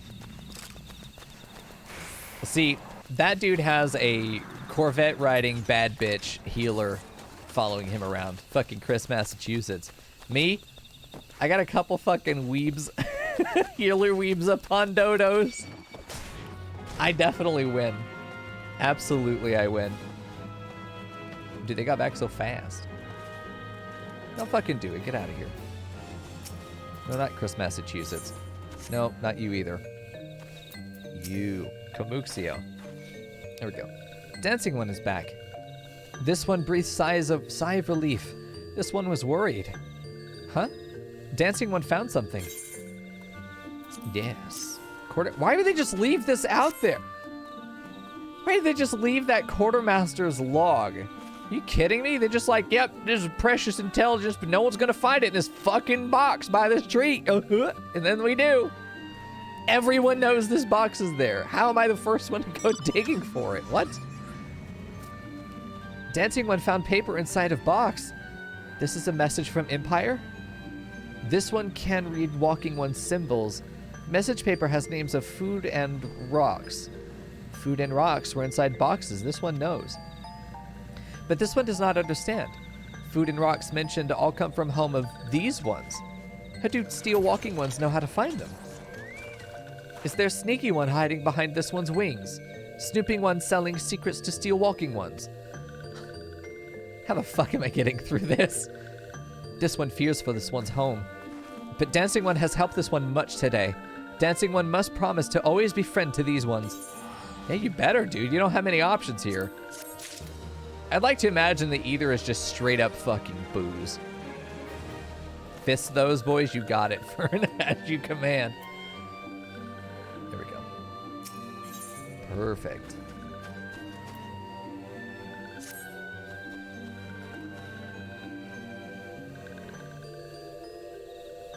Helpful one arrives at good time. This one needs helpful one's help. One of these, named Claxio, ventured outside Little Solace alone. Alone is unsafe. Helpful one must find Claxio. Claxio struck west after leaving the settlement. Hurry before Claxio ends up in the belly of a beastly one. Cabbage getting munched. Crunch. There we go. Off we go. Brotherly love. No. Other way. I'm hard-coded to go up into Larkskull, but nope, not doing it. Noses Gorlins. We're not looking for these guys. I'm probably going to aggro them if I walk that way, no matter what I do. No, I'm probably going to aggro him anyway. Yeah. There's no point even looking. He is totally safe until I walk over there with this fucking thing chasing me. Although he is in a Mexican standoff with this fucking Weevil. Who is very good at dodging that AoE. Very proud of you, little Weevil boy. Excellently done. Just punch him. Just right in the mouth. Perfect. Alright, Claxio, what do you got here? What? Walking on wants this one to return to Little Solace. Don't make this one laugh. This one is wary of living with those who are not these ones. This one wants to be alone. These ones rely on walking ones for everything. No better than those ones that summoned the primal one. Small wonder this one chose to leave. This one thought this a likely place to build a home. But then Meddling One arrives, forces this one to go deeper into forest. Meddling One is forbidden from following this one. Away with Meddling One. Sorry, dude. Fine. Fuck.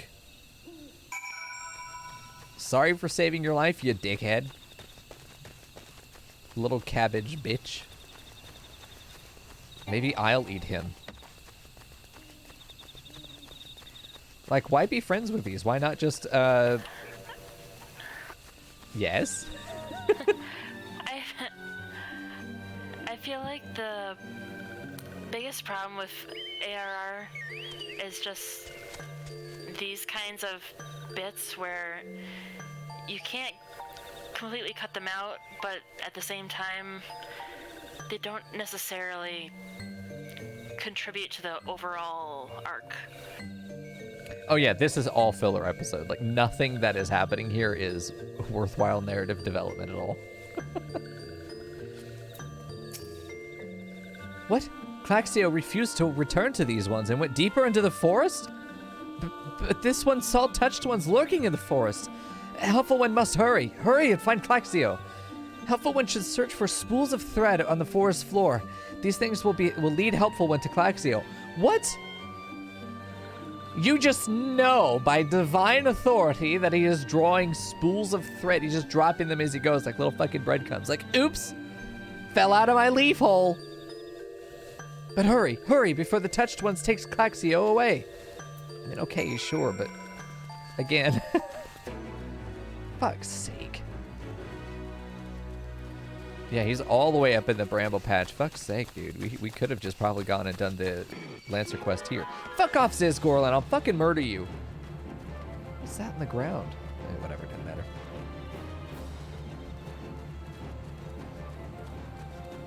See, we're doing some magic over here. Why am I walking? Oh my god.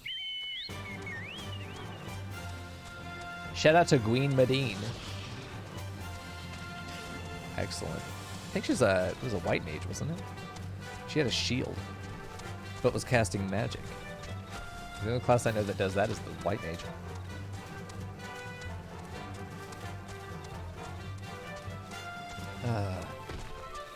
As I was drinking that, I was... has a shield too.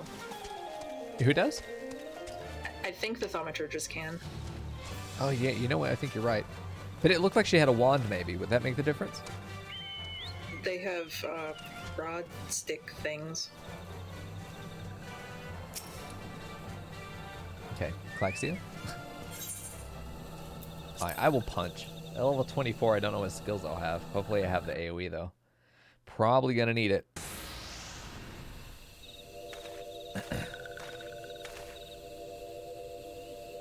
4 minutes left on that battle. Get your boys down. Command SR if you want to join. One-handed thaumaturge sticks plus shield is a thing, but only for ARR. Gotcha. Meddling One is back. This one told Meddling One to be gone. Oh god, fuck, I keep forgetting how to say his name every time I read it. Tell Kamuxia that this one will never go back. Never. Chomp. Oh shit. Oh, they turn into red cabbage. Nice. Touched ones. Touched ones should go away too. This one is good one. Everyone should just leave this one alone. Oh, good. Papa Limo has arrived. Be on guard, Mico. These sylphs have been tempered, brought under the thrall of the Primo Ramu. Akin to the Emulga tempered by Ifrit, these sylphs exist only to serve their deity. They'll not answer to words, only steal. Take no pleasure in this, but it must be done. There you go. That's right, fucking punch him. That's my girl. I do have the AoE, it's time. Fucking smash. Oh, I do no damage? That's fine, it's okay. Honestly, it might be better to just focus one down. Because this does not feel like it's going to accomplish anything. Yeah, I think we're just going to go and combo one of these guys down at a time. Especially if there's one that's a healer. Can't quite tell. Probably should go after that mage, but she's got it. We also probably should be focusing on the same target as well. But dude, she's kicking ass. You don't need me. I could not beat this woman in a fist fight. She would absolutely fucking destroy me. Whoa, now. It's even a marble over here. Okay. I'm gonna go after the back line here. I'm sure Papa Lima will be fine. Anita apparently likes being in the stink of the marble, so you know what? Let her do her thing. Here we go. Punch the shit out of this man. Let's go. I'm not killing anything very quickly at all, but I think that that's okay. There we go. Oh, fuck. No, I do not want to be stinked on. Thanks. I want to take a shower for pleasure, not for necessity. Don't you fucking run from me, you little bitch. Stun? He's stun his ass on the way out. Perfect. 1 minute left. Get your last minute units down. Chase him down. I know, I haven't tried to. This one is safe? This one was so scared. Claxio, this one has been worried. So very worried. Is Claxio unharmed? Still in possession of wits? Comuxio, a meddling one as well. Why are these two here? These two came to rescue Claxio. That Claxio is safe fills this one with joy. Comuxio, forgive this one. This one did not mean to run away from Little Solace. This one was just afraid. These ones who live at Little Solace were changing, becoming friendly with other ones. This one feared that these ones were forgetting who these ones are, like touched ones did. But this one was wrong. This one can see that now. Meddling, helpful one. This one is grateful. This one will return to Little Solace to be with Comuxio and friends, and friendly ones. Bye, bitch. Well, that should see to that. What say we return to Little Solace as well? I, for one, could do with a nice hot bath. Yes, you could. 28 units down, nice. It's a defensive battle. We'll see what happens there. I'm interested. I think it's going to be a tough fight. I'd bathe in? Milk.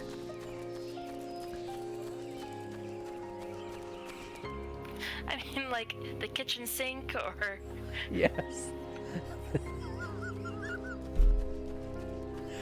There's so many things I want to draw from tonight's stream. I want to draw my bun boy doing a kickflip on a chocobo while sipping a fucking Capri Sun. And fucking Murgo just sprawled out floating in a tub of fucking milk. Fucking cucumbers over his eyes. Oh. That is so good, man.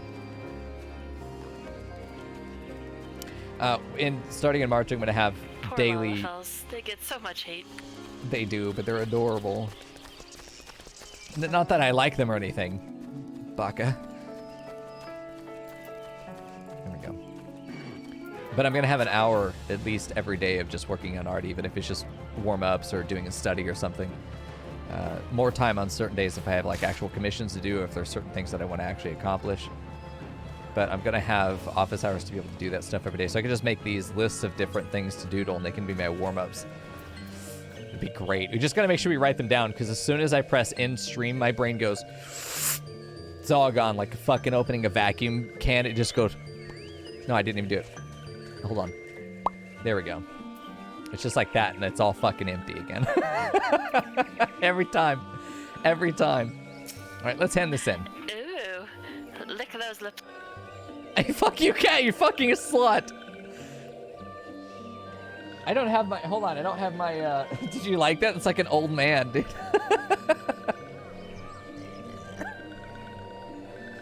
Oh, God. Hold on. It's a nasty old man. That shirt's a little short on you. Not that I'm complaining. What are you doing, bitch? Fuck you, cat. I'm looking for my chapstick now. It's one of those things like my keys, I never know where that shit is, you know? Never. I'll use it, I'll put it down in the same spot I picked it up from, and then it fucking vanishes. It's gone. Yeah. This one thought Claxio was gone forever. Did I check my pocket? No, I didn't. This one thought Claxio was lost forever. Helpful One saw Claxio. Now these ones can be family again. This one has known many walking ones, even many kind walking ones. But Helpful One is kindest and strongest of all. Helpful One is a hero to these ones. Helpful One will bring these ones and walking ones closer together. This one knows. This one would take Helpful One to see Elder One. We need a counter for the number of times I said one tonight. Fuck's sake. But Elder One is.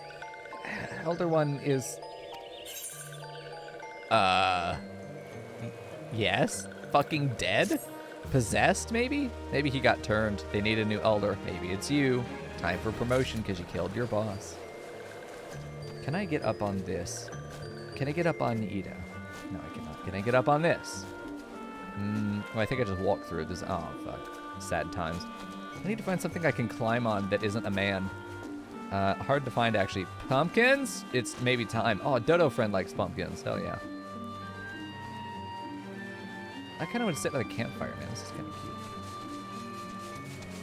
cute. Alright. Hello, Tana. Runshi. We got some friends here. Let's stick our feet by the fire. It's raining. We gotta dry ourselves off. Nobody wants wet fucking socks. There we go. Did we do all the gambling we wanted to do? I think we did. Hey, those of you on YouTube, that's going to be it of Final Fantasy tonight. For those of you on stream, we've got plenty more stream left. Don't go anywhere. We're going to be going into some party games now because we hit our sub goal for the night. We rolled it. You guys are going to get to choose what we play. The poll will be up in a minute. I'll be taking a quick break. We'll come back with either Jackbox games, Gardic Phone, any other party game on the list. Your vote will count, and you'll get to decide what we finish out the night with. So I'll be back in just a minute. For those of you on YouTube, I'll see you in the next episode. Good night. Oh. What a good boy.